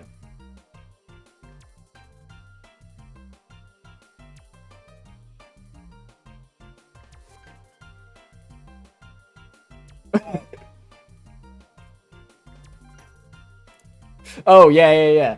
I'm not joking, by the way. There's a reason that there are certain models of truck that are colloquially referred to as toddler killers. Seriously, the grill, the height of the grill and the hood on a car is like anything shorter than that, you can't see. You know what's shorter than the hood and the grill of a lot of modern SUVs and trucks? 4-year-olds. Don't let anybody walk in the streets. Drivers cannot see you. They will kill you. You don't need to make cars like that. There are plenty of countries where you don't need to make cars like that, and they don't. But in America, it's part of making cars bigger, heavier, and more fuel inefficient and more fuel consuming, which justifies a much higher price tag. It's all the bottom line. That's all it is. And, I don't think car companies care all that much about killing kids.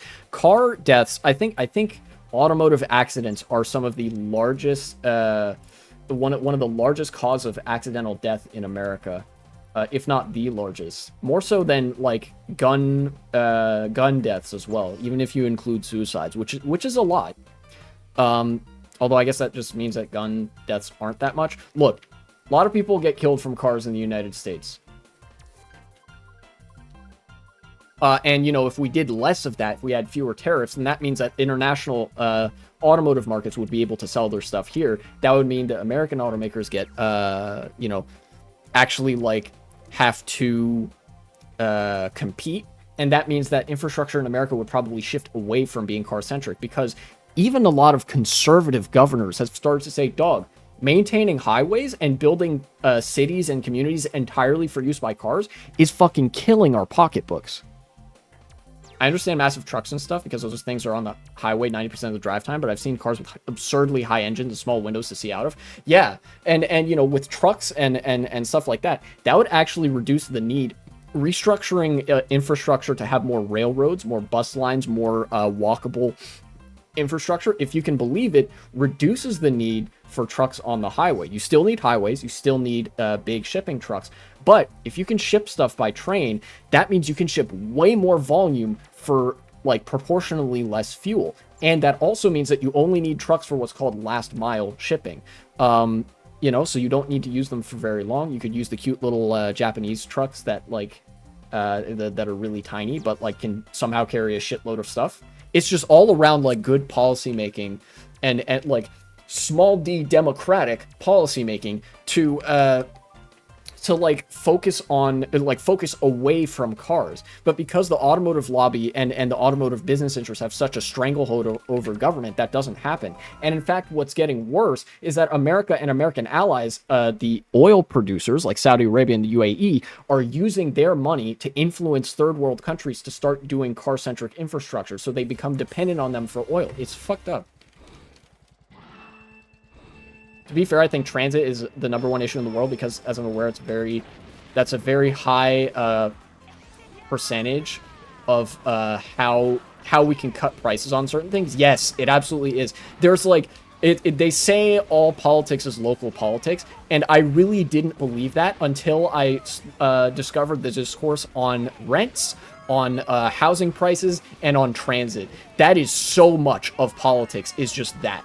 It's because, you know, in order to have a vibrant country, a national, like, economic sphere, you have to have a world that people can actually engage with. And that means engaging with it on their feet, rather than from the inside of a car.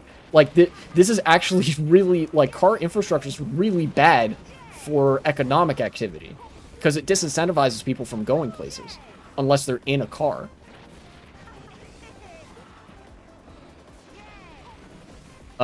And yeah, trains, railroads don't need to be maintained as often as roads do, because roads get fucking destroyed by cars, you know, by like the cars driving on them, especially because cars don't seat that many people, like compared even just to one bus, right? 50 cars causes about 20 to 25 times as much damage to the roads as one bus carrying 50 people, you know? Like, there's almost every argument that you could make. There's almost every good argument in support of, mass transit infrastructure. I want to get into a governmental position sometime really soon, and one time soon. And one thing I really want to do is make public transportation free, or taxes in Canada being used in such a useless way. That, I think, is a great platform. Conservative, liberal, socialist, everybody will love you if you promise to focus on public transit and like using public money to fund that and make it free at the point of service. Especially if, like, you know, this is where I get into a little bit more left-wing politics. If you use marginal taxes to fund it, that means that the only people that are really being impacted are the really wealthy. And that's just for initial expenditures, because a lot of transit projects, like I mentioned, would be cheaper than like car infrastructure. Any tax increases that you need for that would be like really modest, and you might not even need tax increases at all, which would be probably the best possible outcome, you know? Because, a lot of liberal democracies, liberal countries have a very bad tendency of like having kind of regressive taxing schemes where, like, in effect, a lot of the tax burden is borne by the working class, the really low socioeconomic classes. But yeah, you could have like a one-trick platform and that be it, and people will fucking love it.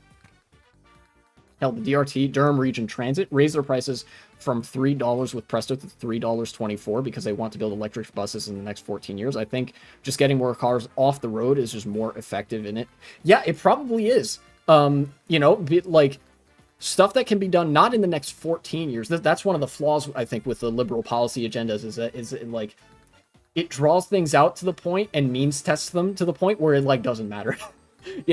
Fuck the next 14 years. What can you do in the next year? What can you do in the next, 5 years? That's a more immediate political time frame. And electric buses have their own flaws, but doesn't even need to be electric buses. If you have more buses and fewer cars on the road, if you have, like, what is it, congestion pricing for parking, if you eliminate free parking, that means people use cars less, they use buses more. And that produces way less of a carbon footprint. It drains the budget way less because you have to do less road maintenance. Everybody wins, except the automotive manufacturers. Anyways, that was very invigorating.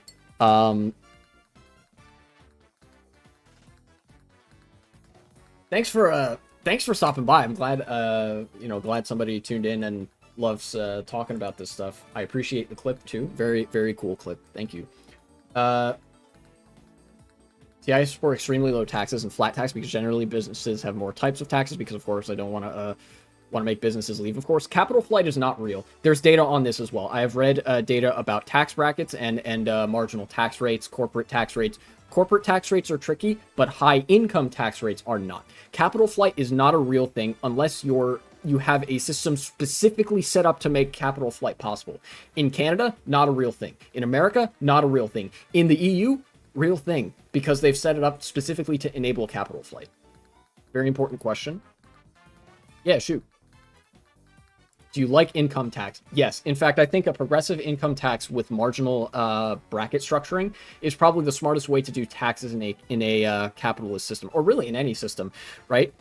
That way, you make it so that the only people that are paying massive amounts of taxes are the very wealthy, and the only money that they're paying massive amounts of taxes on are the money that's so much that nobody could ever possibly need it. You know? Think about, like, if one person is making $200,000 a year, and up to that $200,000, they're only taxed something like, I don't know, maybe 10% after the first 20,000, and then 30% after the first 100,000, and then after the 200,000 mark, then they start being taxed at 50 to 60%.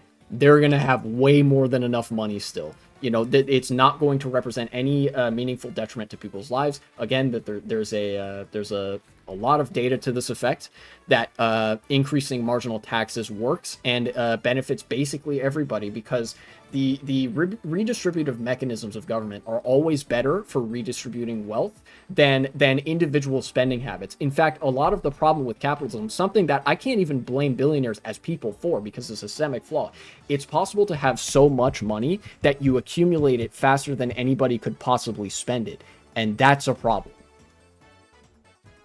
I just hate that lower class citizens are also affected by income tax. Yeah, that's a problem because there actually aren't very many social services that low income people can take advantage of that would negate the need for out of pocket spending, right? At least that's part of it. And then also it doesn't help that rents are really fucking high. A problem which can be solved with state-owned housing, which used to be a much more prominent thing in the immediate post-World War II era. But then they stopped doing it. Ever since housing became entirely privatized and, subject only to private, like, real estate developers with the bottom line as their driving interest, rents have skyrocketed. You have an idea. Ooh. But yeah, and even, like, a lot of times in tax brackets, very low incomes will not be taxed. So, like I mentioned, up to the first $20,000, you don't get taxed. That's a real thing. Still low taxes, but make the rich pay slightly more. I don't want to be punished. I want it to be fair, and the lower classes don't pay any income tax. Probably just general conservative stuff, but I don't know. That's a strong starting point for sure. I think, I would actually be way harsher on rich people because, like, I don't believe in meritocracy. I don't believe that anybody is more meritorious of a certain level of wealth than anybody else. Everybody has human value and deserves to live in society. And again, I'll just refer to what I said, that, like, beyond a certain level, you don't actually need the money, right? Like, beyond $200,000, there's not much more that money could really get you. And even after the 200,000, I would support probably an income tax rate of 50 to 60%, with the really high marginal taxes only kicking in at about, like, what, $400,000 per year. At that point, you're in the clear, bucko. Like you've got so much money that, like, you can take so much of it and still be fine. Yeah. If they're a business owner, then I entirely agree. I think that, like, like business owners and shareholders, capital gains tax is also a big thing that I support. If they're a doctor, engineer, etc., someone that works, I would still support, like, high taxes on income regardless of what that income comes from. But the level at which I would support it, obviously you want to reward a doctor or an engineer for the kind of work that they do. And a lot of doctors and engineers don't even make $200,000 a year. And I'm talking 200,000 US. Canadian, that'd probably be what, like 300,000? Shouldn't punish hard workers? Yeah, and you would be rewarding hard workers by having very steep marginal tax rates. Somebody making $200,000 a year is not working 10 times as hard as somebody that's working $20,000, working like $20,000 a year, making that much. You know, that's kind of like what I said when I said that meritocracy is a myth or whatever. It is like, it is not possible to work so much harder than somebody else that you warrant 10 times the paycheck or like 50 times the paycheck, right? Hell, there are people in the United States earning 50,000 bucks that are really struggling. Around here where I live, cost of living is really high. You could be earning 70,000, like 50 to $70,000 and still barely afford to live. Yeah. And a lot of that is rent, a lot of that is healthcare costs, a lot of that is car expenditures. Much of which could be solved with, like, if you're doing brain surgery, an extreme example. Yeah, again, I would still support the marginal tax in that instance because, like, what are you gonna fucking do with $200,000 or like $500,000 a year? What do you do with that? How much does a brain surgeon even make? Brain surgeon average salary US. $368,000. That's important work. But what the fuck are you gonna do with all that money? That's more than enough to provide for yourself. Look, you get easy $20,000 to $30,000 of this untouched. Then from there, you probably get the next $100,000 or like $150,000, only subject to like 20 or 30%. You're getting 100,000 out of the 150,000 of that next money. Then above 200,000, like on an income of $368,000 a year after tax, you probably get about $200,000 of that. What do you do with that money? That's a lot of money. If we somehow manage to lower housing costs, then I would entirely agree. Yes, but the thing is, a lot of this is a vicious, or in the backward sense, virtuous cycle. A lot of this stuff isn't possible if you don't have the tax money to support it. Now, America can get away with that because America is the global money supply. We can just go into unlimited amounts of debt. The debt ceiling is not a real thing. It's political theater. We're a global debtor. Everybody has to, like, acknowledge our debts as legitimate. Otherwise, the world economy collapses. But here, actually, let me look up tax on 368,000 per year. It would be like it's going to be very difficult to lower housing costs if you leave taxes at exactly the same levels. What's the debt of the US? 44 trillion. I think it's about 2 or 3 times the GDP.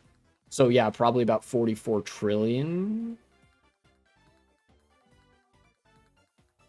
Federal tax. Okay, here's some examples. Let's go to my state. Look, money is fucking made up, and we're the source of it. So we get to just sit with that debt and have absolutely no danger attached to it. Just pretend the debt doesn't exist at that point. Yeah, that's basically what you do. And if you want to pay that debt down, that is actually what you're supposed to do, because there are a lot of public programs that pay for themselves that we've been defunding to pay for that debt. Us trying to cut corners to pay that debt has put us further in debt.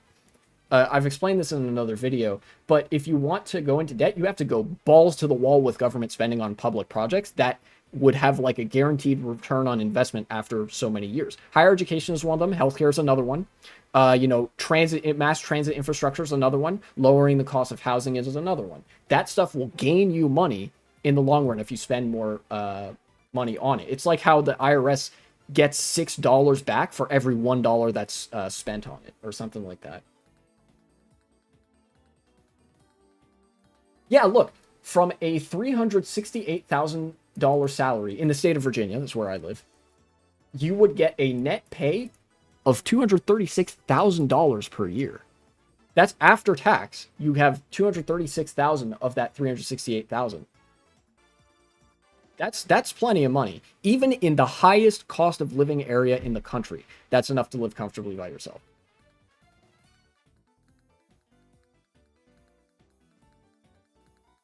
But anyways, I'm going to answer the last question, and then I actually do have to go. There's work I have to do, and I only usually stream for 2 hours. If, say, in America, you burn half of the money from thin air Would the economy be better? Because logically, what money's worth two times more, and you don't got to deal with debt. I almost don't even know how to address that. Burn half the money from thin air. I don't think it would. I don't think that it would. That would cause a very large deflationary impact. Deflation is bad for different reasons that inflation is, but it is ultimately still bad, right? Slight deflation you can handle. Like if there's a deflation rate comparable to an inflation rate, like 0.5% per year deflation, then you can handle that. Great Depression level deflation is pretty bad just because it indicates other negative economic things. Either way, I think burning half of the US's money would be really bad because that money isn't physical, right? Money in the modern day is mostly virtual. You know, Venmo, Cash App, PayPal, whatever it is, right? Not like dollar bills. So that money is mostly in the form of capital reserves for banks, businesses, and governments, and whatever else, right? The average person might not be directly impacted by it, but businesses would probably shit themselves overnight and fire everybody. You know, in that sense, it would be bad for us because we're kind of tied at the hip to a lot of big businesses, and then obviously governments would also shit themselves. Money's worth is practically money person capita, not including trades. Well, if you did this globally, if you burned away half of the money globally, then yes, theoretically you would just have the money is now worth two times its face value was like what it was. You would just be cutting the number in half while keeping the general like purchasing power and value the same, if that makes sense. That's for every country. But I don't think there's really a way to achieve that. It's such a weird thing to think about. I don't know.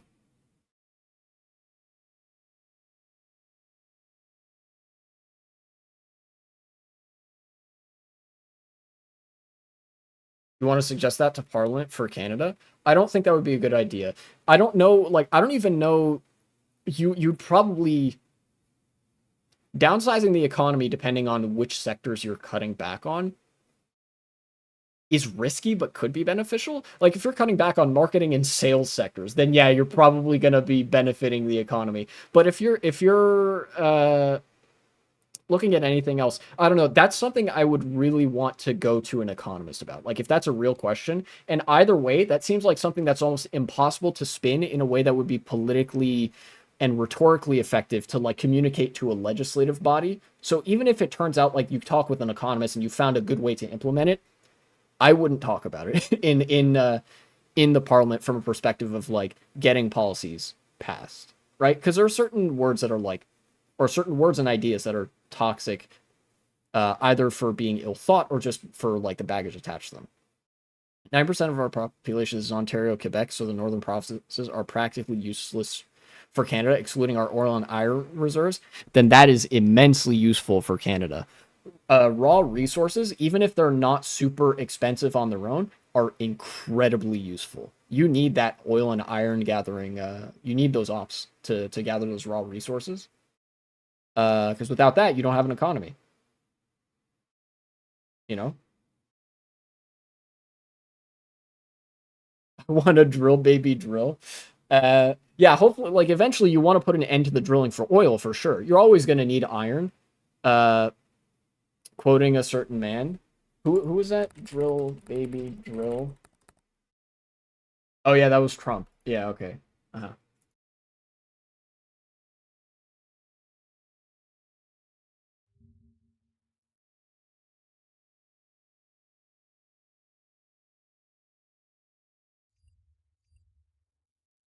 Anyways,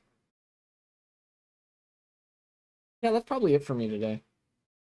I'm gonna find somebody to raid. It's been a genuine pleasure. Uh, doing the stream, interacting with you in chat and all that.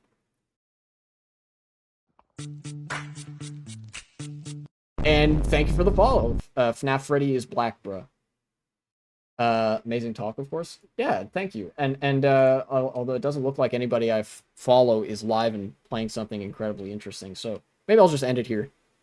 I will be back on what's today? Wednesday, so Friday. Yeah.